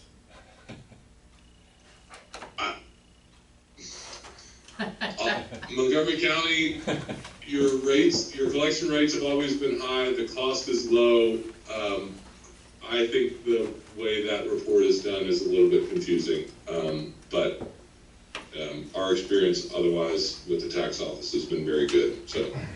And your audit always has great tax collection information in it as well, so. Okay, review, any other questions? Okay, review of the investments. Okay. Texas Pool still doing good, or Texas Plus. Yeah. Yep. Any questions on that one? Okay. Payment of the district bills, we need to approve, even though we've actually got one that has not been signed. Okay, so on this one that's not been signed, Mhm. I wanted to know, I know you gave us a pay application to go ahead and pay it. Mhm. And his amount was exactly what it was supposed to be, everything was due. But I have a question, did you go out with them to every hole, and are you gonna be maintaining it, MOC? Who's gonna be maintaining it? Yeah, so I'm gonna talk about that in my report. We Okay, can because bring it I up do here. wanna talk about that, so that's the only reason that Yeah. I didn't wanna sign that check. I was out here actually Thursday morning. That was the reason I came out here so early, was to meet with them and walk the holes, and so I did confirm that everything was working. Even after the flood, all of them work, Uh, have you seen them all work after the flood? I have not seen them work Okay. after the flood. Obviously, we can I absolutely. do want to go and try Sure. to make sure they work after the Sure. flood, because the We water's should set on there. set that up, because we need to know who's going to be operating them, Mhm. you know, set it, whatever the schedule will be.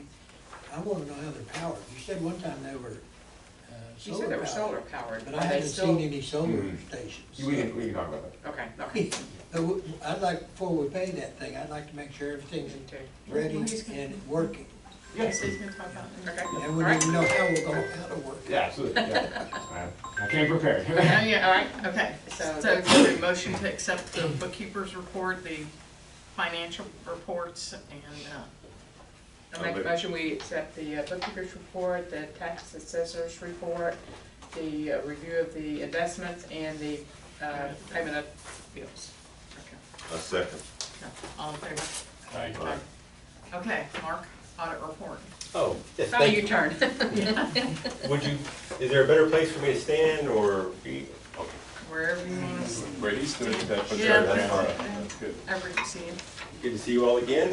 The report that I handed out is the same one that I had emailed previously. Do provide a clean opinion on financial statements, which is a good thing. We review the work performed by your consultants, make sure your bookkeepers handling your funds in accordance with your investment policy and the Public Funds Investment Act, and keeping the books properly. Make sure the tax assessor collector levied the tax using the proper tax rate, and that any adjustments to the property values were authorized by the appraisal district. I do agree that the reports are a little confusing, but you are saving $20,000 to $30,000 in tax assessor fees and another consultant. And their reports are a lot better than they used to be. I used to give this speech and say that I can get within a couple of $1,000s of their numbers, but you're saving it in their fees, so there you have it. And then finally, make sure your operator's billing the proper rates to your customers, and if the tap was set, and the proper fee was collected in advance of that. Always have some minor adjustments in each of those areas. I mentioned earlier that we did have, as your engineer was saying, there were expenses that were paid out of the wrong funds. They should have been out of your capital project funds. That's what you sold bonds for, to fund those projects. So that if it hasn't been moved yet, it will be moved in your general fund to make those funds available to you as well. There was one item that the billings to the East Plantation, they had not, part of how the bill is calculated is to update the connections of the districts. There's over 1,500 connections. It's not a large amount, but that number had not been updated at all throughout the year. So for the new bookkeeper, we probably have already sent an email, Tracy, yes, we didn't know if I get more. But also just to let the board know that that's something for you to monitor, check, and just make sure that that's being kept up with as well. I think, you know, it's 1,500 connections, whether it was 1556 or 1558, I don't think would have had a large amount, but that's how it drifts off and gets further away from where it should be. And with that, I'd be happy to take any questions or comments on the audit report. So are we billing for the 1,558? That's the total connections, and then the cost for the joint facilities is split based on the got it. ratio of those. Okay. So, Okay. yeah, so. So if that's in both of both districts. The total of both Okay. is 1,500, correct. We have 977. Yeah, almost close to All 1,000. right, well, as of this, it was 936 and 612, but this could just be sewer connections. 'Cause it was the sewer. Okay, yeah, It's not something on there for revenue from drainage, right. right? What is that? Well, you have joint facility, your joint facility share with them are for wastewater and for drainage. So it was probably collections from them for their share of your costs of running those joint facilities. Ditch, I think, probably. But there's no revenue from a ditch. It would only be billing the other party their shared cost of it. Okay. So, It's not really revenue, it's just an expense. correct. Just offsetting expenses, but he's calling it revenue. Okay. Well, it's a Because joint you fund, can't so net it's coming into that it. fund as revenue, so the, Okay. We're good? Have a motion to accept the audit report? Yeah, I'll make a motion to accept the report. Do I have a second? Second. Okay. I apologize, I didn't know there'd be so many people. I didn't bring that many copies. If anyone would like a copy of the audit report, I'm happy to give you my business card and I can email you a PDF. Okay. Well, I can give them one of mine, I've got mine digitally if somebody wants it. Yeah, I somebody do wants too, one? I do too. Okay.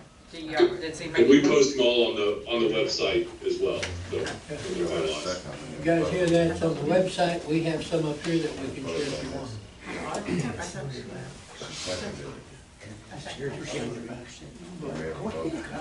Okay. All in favor to accept the audit report? Aye. Okay. All Thank you right, for your number time and six. attention. No, This is the letter you sign for every year. One copy is for me, one copy is for Dave. And I guess we'll see you next year. Yes, sir. Thank you so much. My Do a pleasure. hard Track job. from Stafford. Make it look easy. Thank you, but I mean, y'all serve the community. I'm just here to help.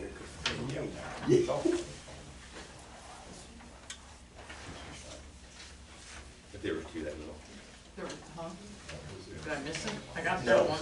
Oh, Oh, the no, I first didn't. one. I missed the first one. Well, there's so many. I mean, I barely have room for a signature. There you go. Thank you. Thank you. Okay, number 7, the resolution affirming the review of the investment policy, strategies, and objectives, and list of approved brokers and dealers.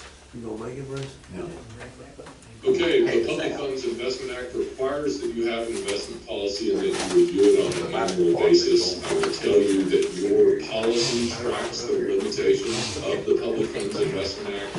There have been no changes to the act, therefore there are no changes required to your policy. So we just need to approve this resolution for compliance purposes, and I will note that all of your investments are reflected in your bookkeeper's report on a monthly basis. So Do I have a motion to approve it? I make a motion, we accept the resolution affirming the review. All in favor? Aye. Okay, 2024 tax exemptions. okay, now is the time of year when we consider the adoption of homestead exemptions. You have the ability to adopt a general homestead exemption and an over 65 or disabled homestead exemption. In the past, the district has adopted, or last year you adopted an exemption of $25,000 for those who are over 65 or disabled. And so I've prepared an order for you to consider the adoption of the same exemption. Should you wish to adjust any exemptions or make any changes, I would recommend that we get an analysis from your financial advisor. What if the home is owned by, or the property is owned by two people, one is over 65 and the other isn't?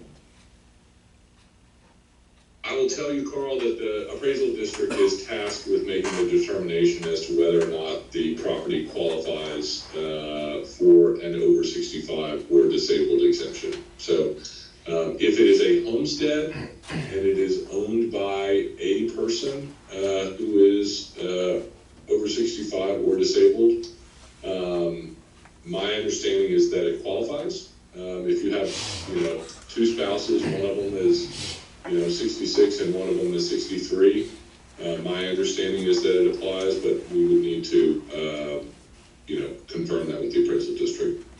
Is that effective January 1st of each year?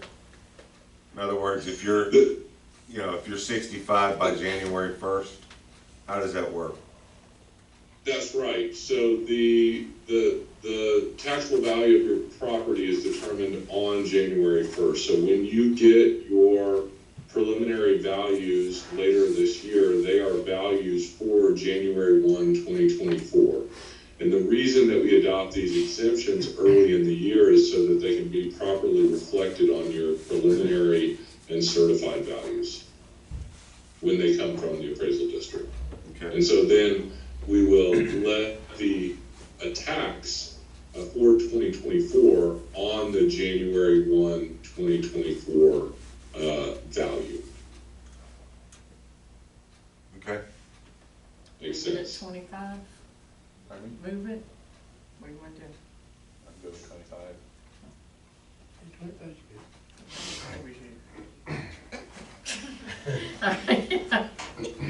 At 25 is okay. Complaining, then we'll be playing. 25 is okay. All right, so do I have a motion to keep it at 25 I move that we keep the exemption? exemption at 25 this year. I second it. All in favor? Aye. Aye. Okay. Order for the election of directors. Okay, it is that time again. I will remind the board members that the board serves staggered 4-year terms. So every 2 years, we have 2 directors whose terms are expiring. In May of 2024, Betty and Tom's terms are expiring, and so we are obligated to call a director's election. And I will also add that in the event that it is not a contested election, that the district can cancel the election. So we have to, just because of we operate under the same state laws that the county and city of Conroe, city of Houston, et cetera, operate under, right? And so we have already started taking steps from a compliance standpoint to make sure that we are doing what we need to do to hold an election should we have an election. In the event that we do not have a contested election, we can cancel the election after the filing deadline if it is uncontested, and we will not need to go through the process or the expense of having that election. So, but you are obligated to call an election, and you call an election by the adoption of the order calling the election that is in your packet. Somebody make a Motion motion. that we call the election. Okay. All right, do I have a second? A second. Okay, all in favor? Aye. Aye. Okay. All right, do you have anything that goes under park maintenance? Do you want to do your engineer's report first and then park maintenance, or do you have anything under that? I was gonna put the water level thingy, says park maintenance. Yeah, it all You wanna kind of do- blends together. Yeah. But, Okay. I can Okay. start. You wanna do adding- yours then? Sure. Okay. So start Sorry, off. I didn't make you guys wait. Start off with the permits. So we received the final permit for the wastewater treatment facility, and that's also why the joint facilities for us was high this year. Our last year was because that's the 5-year annual renewal of the wastewater treatment facility permit. Typically, we see the budget before it comes out so that we can give our input and include things like that. So. I had to put it together fast. Yeah, we were. It just, that's another thing of just the transparency to be able to help out setting the budget and things of that nature. Stormwater quality management, we're preparing the annual report for the 2023.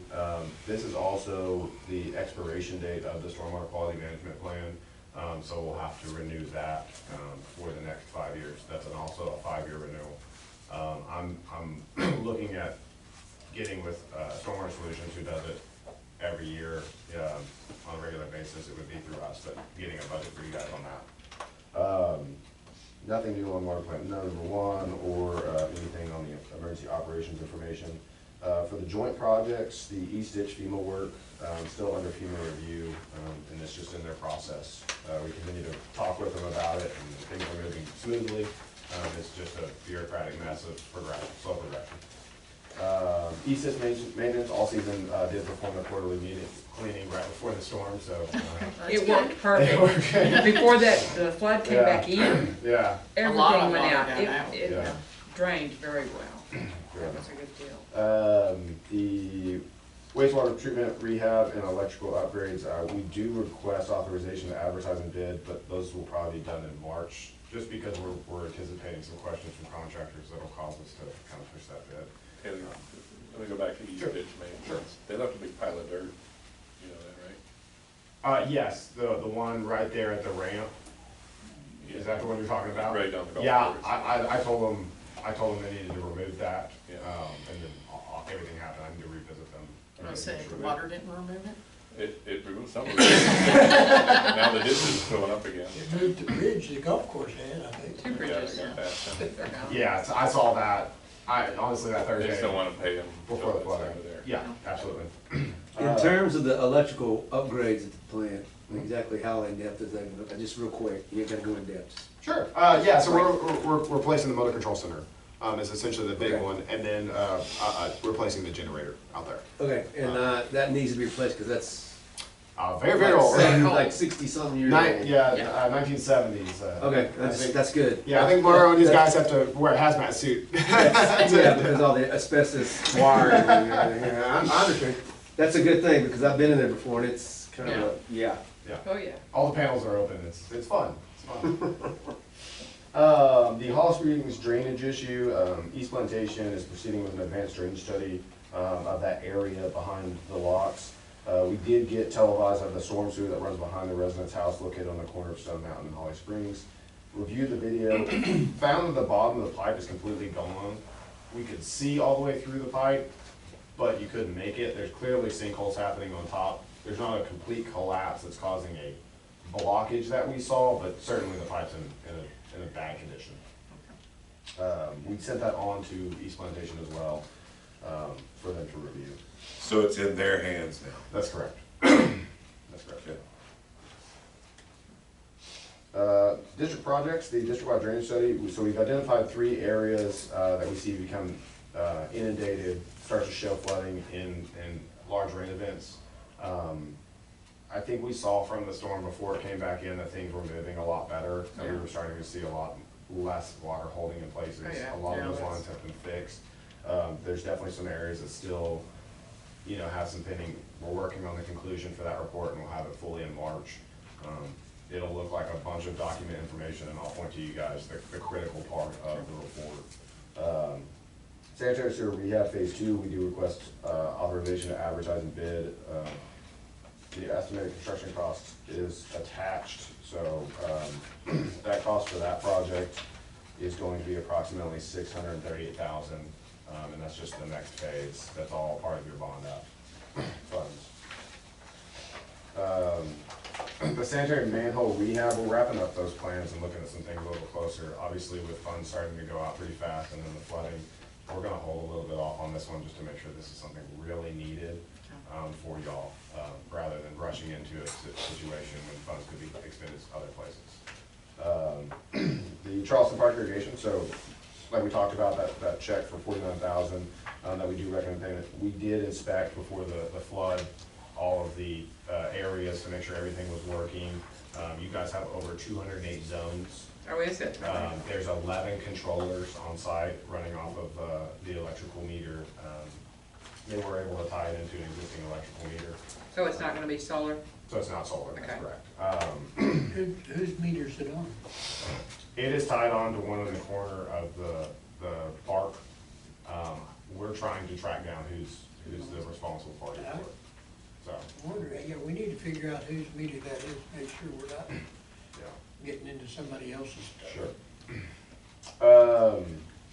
So a couple of things on that, when I talked to the contractor, the irrigation specialist, so the heads you guys had out there are specialty heads, mainly because they're golf course heads, they have a solenoid in them, and so when they hit power, the solenoid triggers and generates.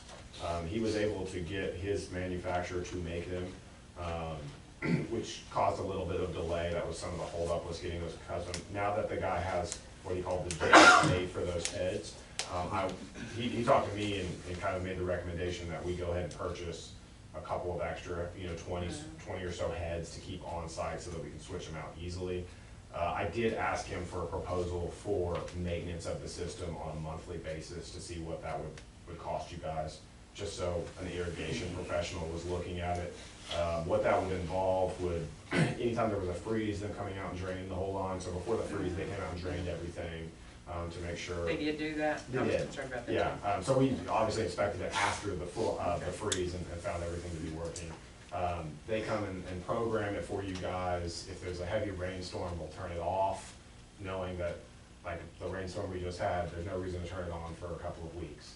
The ground's saturated, things like that. I would recommend, and I'm working on getting proposals for you guys to survey the location of all those heads, so that the guy would go out, the contractor would go out and flag every hole, or flag every head, and the surveyor would go pick them all up.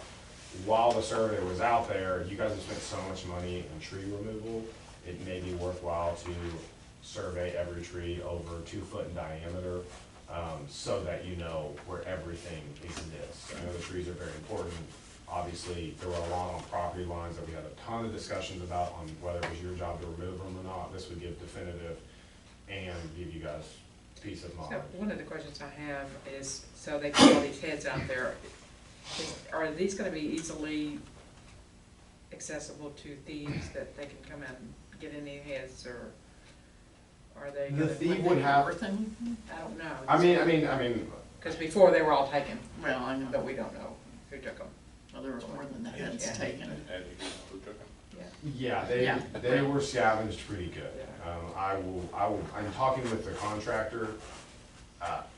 This is the first time I'd worked with him. He came highly recommended. I really do believe they went above and beyond what they. We saw them working out there, and I did see a lot of them working, but I need to make sure that Sure. you have No, eyes on them, absolutely. or MOC, whoever's supposed to be doing it. Yeah. I wanna make sure every one of them work before we give them the check, and we Sure. give them the check, and, because Absolutely, no. we don't know, you may know them, but we don't. Yeah, no, 100%. Okay. I was thoroughly impressed. If somebody does a great job, I'm gonna give them credit where credit's due. Awesome, okay. So those are 2 proposals, or 3 proposals. I have one for the maintenance, one for tree survey, and one for the sprinkler survey for you guys. And that way, if you guys choose not to go with them, well, they have all the historical knowledge as to where everything is. So if Keith's guys are gonna help maintain it, or All Seasons has a crew to maintain it, or whoever, they have the information. And Well, I think that's why we went with them in the first place, because they went out there and did all those Correct, surveys yeah. before, and that was the first 5,000 that we paid. yeah, that's correct. Yeah, they did a full study on it. Okay. So. Moving on, the storm sewer phase rehab, obviously with the weather, any new construction has been postponed for this new year. We did receive pricing for the CIPP, so that's the cast in place piping. So there was about 1,500 linear foot of line that's inaccessible by equipment. Either it's in people's backyards, under their fences, under their driveways, things that will be very disturbing, a big land disturbance if we were to go in, so this was kind of an alternative. But just a preliminary look, removing the cost of remove and replace and then switching to the CIP is about a $200,000 increase in the contract price. So right now the contract's for 1.22, it would bring it up to like 1.4 after all that's said and done. So I will have the full change order for you guys in February in more detail, but since I was able to get that information for this meeting, I wanted to go ahead and put it in front of you. I just have one question on that too. During the flood, there were some manholes where the sewer, they were bubbling up. Does all that water go through the treatment plant, or is it all? So you're talking about sanitary, so some of the sanitary manholes out here have inlet protectors. I don't think a lot of them do. So yes, anytime it comes in, it goes to the It goes through wastewater the treatment plant and is plant. treated, okay. That's correct. And for wastewater treatment, I mean, I was at the plant, shortly after the rainstorm. the plant was operating, it looked like it had heavily rained. And what happens is, these guys do a great job of keeping your sludge way low, so when that onslaught of water hits it, it's able to process it at a faster rate, essentially. And then water plant number 2, electrical upgrades, we are just waiting on the motor control center to be delivered. They've got all the conduits in place once it's delivered, and those just across the board have been hard to come by. Anticipated delivery date on that? The last I heard was June. As of now. June? Yeah. Wow. Wow.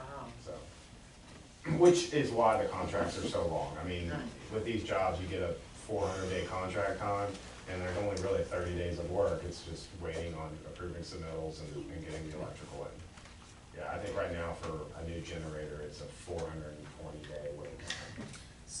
I mean, yeah. The electrical is, I mean, I don't know. How big is the generator?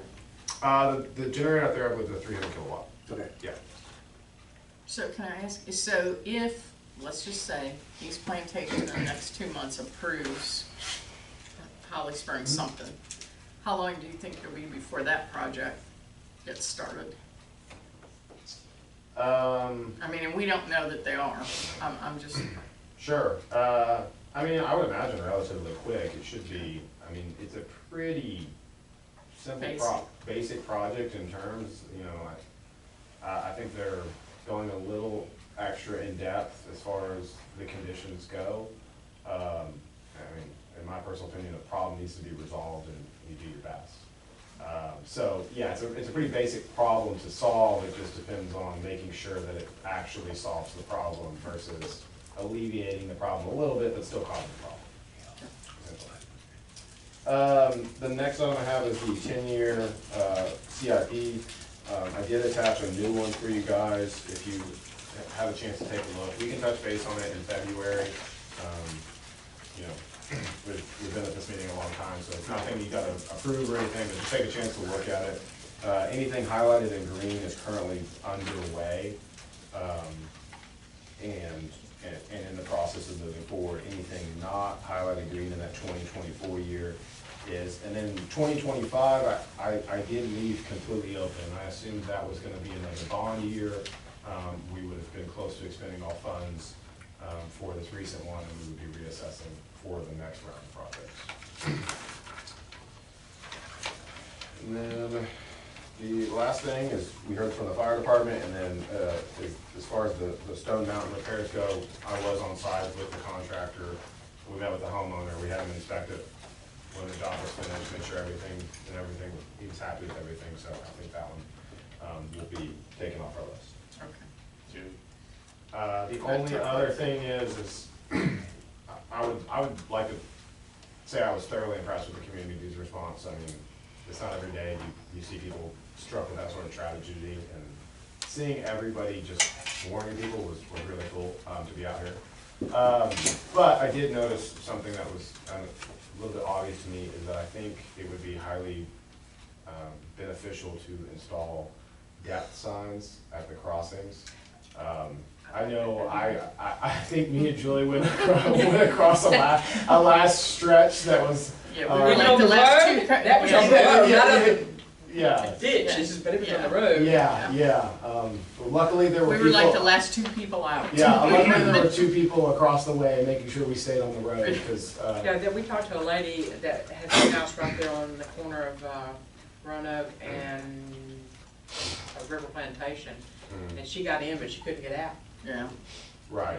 And so I think it would be recommended, obviously, that Brandon crossing in the back of Brandon, right down here across the bridge, by the wastewater treatment facility, so his guys know when his truck can fit or not fit. Oh, yeah. And then the two crossings, one on River Plantation as you leave, the Mosswood one, and then the main entrance one. I agree. I think that's a good idea.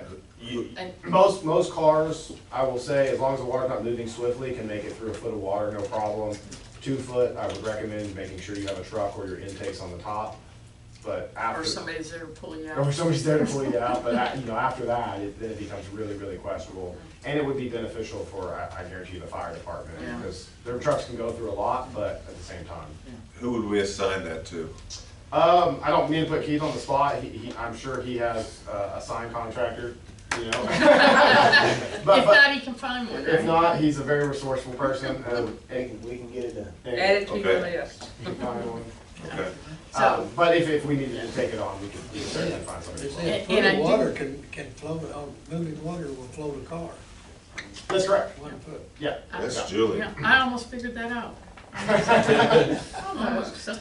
I will say, Depending on placement, should we check with the county, just if it's gonna be in the right of way, or wherever the signs are gonna go? I will touch base with them. I think if the district's willing to do it at their funds, they're not gonna have any issue with it. yeah, and I know we had talked Yeah, about that maybe sounds good. getting some barricades, Oh, because yes. people kept moving the barricades, taking it from down there, moving it up here, and then moving them from there to somewhere else, but I did talk to the fire chief right before the meeting, and he said, once he made a phone call to Charlie Riley, he had barricades within 5 minutes, so, And that may be the case. Once they move into the building, Yeah. and they call for barricades get here. But we could also supply the fire department with barricades, Right. and that way yeah, they're right there, ready to go. yeah. So, Yeah. just something that I think you guys should consider. I mean, it was interesting to witness it firsthand and see that, and just kind of some obvious things that I saw that would be beneficial to everybody. I believe that's You it. good? Yes. For the engineer's report, I have a motion to approve. I make a motion, we approve the engineer's report. I second. All in favor? Aye. Okay. All right. Taylor, You guys- you probably gotta get a report. Yes.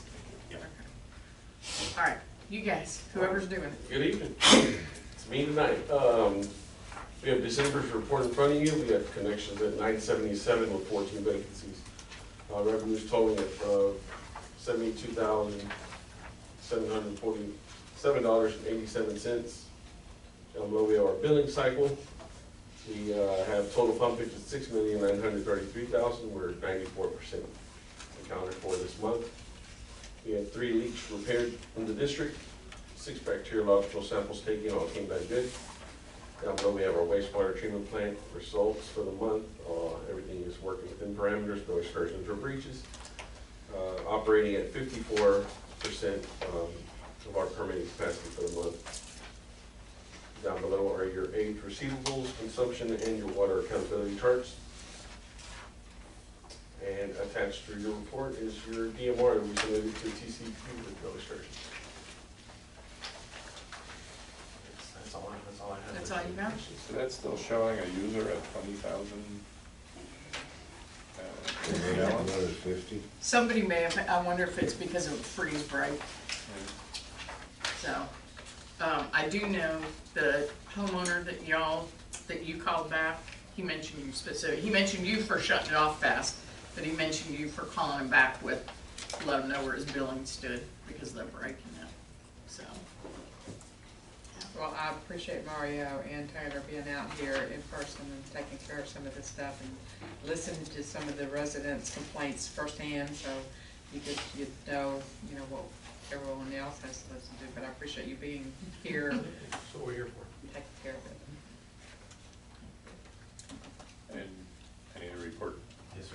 hopefully with pictures. Yes, sir. And so we're gonna do it quarterly now. Oh, you're gonna do it The quarterly? mail- Yeah. mail out. I say we don't have that much, yeah. Okay. All right, motion to accept the operator's report. I make a motion, we accept the operator's report. Okay, second? Second. Okay, all in favor? Aye. Okay. All right. We do have a couple of things to talk about in executive session, so we will adjourn for executive session. Okay, and can we'll- I have a question, because somebody's asked me for you to comment on your conversation with SJRA, and if there's anything we can do to. The answer to that is, I contacted them. They told me that their website was the best way for me to get information. I told them who I was. And then I saw that their website had not updated for like 18 hours. And it was like, and so when I called, I said, are you just reading to me what you're seeing on your website? And she was like, yes, because it's up to date. I said, it hadn't been updated for 18 hours. I said, how can it be up to date? And she was like, well, that's where we get our information. So that, you're talking about the flood? Yeah, I'm talking about the flood, really. because, you know, people are asking, is there anything they can do, you know, do they protest there at the, I at the mean, dam site, you know? what the so heck? the answer to that is, you're not, I mean, I think, did you go to the thing at the convention center last year or 2 years ago? There was a bus. Yeah, there was a bus load and then there was a bunch of people from the lake. But anyway, right now, they do have a new, practically new board. I think everybody on it's new, isn't it? Almost. So, but there, because of, it's not just because keeping the homeowners at the lake happy. There's a lot having to do with, and I'm not an engineer, so I'm not going to try to explain this. But if they don't release it, or if they release it too fast, they can compromise that dam, is what I've been told. And if the dam goes, there'll be a lot more homes flooded than just us. So, I do believe there's a certain amount of pressure they have to keep on the face of that dam to keep it strong. correct. So that's why they make, we all think the water's too high, but it has to stay like that because if Correct. not, And it the can be. perfect is 201. is Exactly. what they figured out is the perfect amount of water in there. My observation with this compared to Harvey, I know the property line for Lake Conroe is 207 feet. What you say 201, that's the property line. So it went up to 204, that's when they decided to release it. But during Harvey, it approached 207, Before they and started. they said they could go to 211 if they had 209 and 211. There are certain critical points where you go over the spillway at 211. So the 204, they didn't have to release it there, in my opinion, because they're the big boy on the park. If you want to look at it Right. from the standpoint of Spring Creek, Lake Creek, Cypress Creek, East Fork, Peach Creek, all these other places that don't have that But Lake facility. Conroe is also not a drainage lake. It's a water supply lake. Yeah, that's right, they sell water. That's right. Right there. But Jay's But you'll Houston got, notice, Taylor and I were talking about it this afternoon. Kingwood did not flood this time. well, they had flood there, I read they had some there in Kingwood. I didn't see any houses flooding. No, maybe not house, but I heard there was some flooding there. Well, okay, but anyway, but Lake Conroe dredged that part of the river last year or the year before. 2 years ago. 2 years ago. So maybe what you need to put pressure on them to dredge upstream from us. Well, that's why I heard that Charlie Riley last time, they took a flight over, they should take a boat ride down the San Jacinto River like your husband used to do when he was a kid. And they were gonna clean all that up because all the people that dredged sand out of there were causing part of the drainage problem. Correct. But here again, if you look at weather.com, you could see the area that was predicted to have flooding, and we were right in the bullseye of that flood zone. But nothing above the dam, as far as inlet, there was nothing identified up there, even though they had a lot of rain. But I think they could have held off a day or two. And then if you go to their website and you want to, they had a board meeting on Thursday night. Right. And Thursday you go there, before. well, for some reason, because of the HVAC, they couldn't record or make a recording of the meeting. And so I thought that was quite coincidental. I don't know why the HVAC. I don't know, somebody is tied into sent it. me a text, said all they're talking about are their pensions. So that, I don't, But I understand the decision to release the water was a board decision, not the engineer. They hired a civil engineer specifically for that purpose. And whether, I don't know what his recommendation was. I thought 204 was premature because we know when it goes to 20,000 CFS, you can see water is going to cause Altenhofer, used to live here, lived on Brandon Road. He could tell you at 20,000, that water is going to be up here at the sports park and at this area here, over there, because he knew what was going to happen. That's what they did. They went up to 20,000 And then, of course, they closed down Lake Conroe. They but closed on- down Lake Conroe But on Thursday Saturday, they morning. reported it's open. I mean. Well, the reason they closed it was because all the boats Oh, were yeah, floating right, out and it yeah. became a hazard at They that had point, issues. so. I understand that, Yeah. but the point being, the announcement, now the lake is open for use. Yeah, so. That was a real breather. Oh, yes, I'm sorry. You talk about the flood, in 1938, we swam about 35 head of cattle out, and one was belly deep to a horse. Is that who you are? I love it. Belly deep to horse, and we took the cattle up to, I was 10 years old, Dad tied my hand to the saddle, Okay. and we swam the horses and those cattle. Wow. We lost 6 calves en route, but I always remember that swimming, Dad said, you swim along the horse, don't pull up on the reins, let him have his head. He's been out here since 1967. I didn't know that's who he was, This but is- I've heard the this is story. We Freeman. carried, Yeah. Dad carried about 150 head of cattle in this area from here back. We carried about 75, 100 head over in Camp Strait. We carried about 50 out in the oil field area. I was riding a horse and working cattle when I was 7, butchering cattle when I was 9. We furnished all the meat to Flaxman Grocery and Safeway back then. His house, I'm 96 years old and still going, still working. Wow. his house, the Wow. fence on the one side of his house is where the old road from Crichton to Yes. get to the river was, and his, Yeah. his wagon ruts. Goes right down between my house and Wow. Richard's house. You want to know some stuff about this place? Ask Ask him. him. He knows it. He knows it It's- all. The other thing is, can I keep bees out here? That's an agricultural thing, and that would be the HOA. I think it's a, Yeah, that would be an HOA. Well, I had 4 hives, and in August, somebody went in there and sprayed all my bees, killed them, killed all. The answer is you messed up can all keep them the here, there's some honey. in Mosswood, there's several of them, there's Well, other the Mosswood keepers. doesn't have an HOA, and those would be agricultural. But there's also some over here. I used to- Okay. I used to- Everybody was tickled to death because I they used to keep have the them in my flowers so backyard. pretty and Oh, all yeah. that, Oh, pollinating all the flowers and stuff. And I was getting ready to put back probably 2 or 3 more hives this spring, but I didn't want to do something against anybody's will. I Ask would the contact, CIA. yeah, I would contact the CIA and see, Okay. yeah. I'll So, sorry, ask we you. couldn't answer that one. May I make another recommendation? Sure. Would y'all get cushions for this?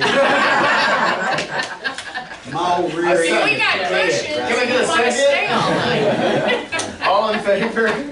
Now, can we We start? do that on purpose. Is it possible that we can start the meetings with a prayer and a pledge? Is that possible? Yeah, okay. Yeah. Yes, sure. Very I think possible. that'd be a good thing. Okay. Y'all got a lot of work to do, Yeah. and I think it's gonna be above and beyond what we all can do with just by ourselves. I But like that maybe with the help from the Lord to pray for the wisdom. idea. I like that. Like that. You need to pray to the Lord for the wisdom to get this done right. Yeah. I like Good that. idea. Good idea. Okay. And I know. All right, we good? Can I get checked? We're back in. Okay. So we are back in session at 9:09 PM.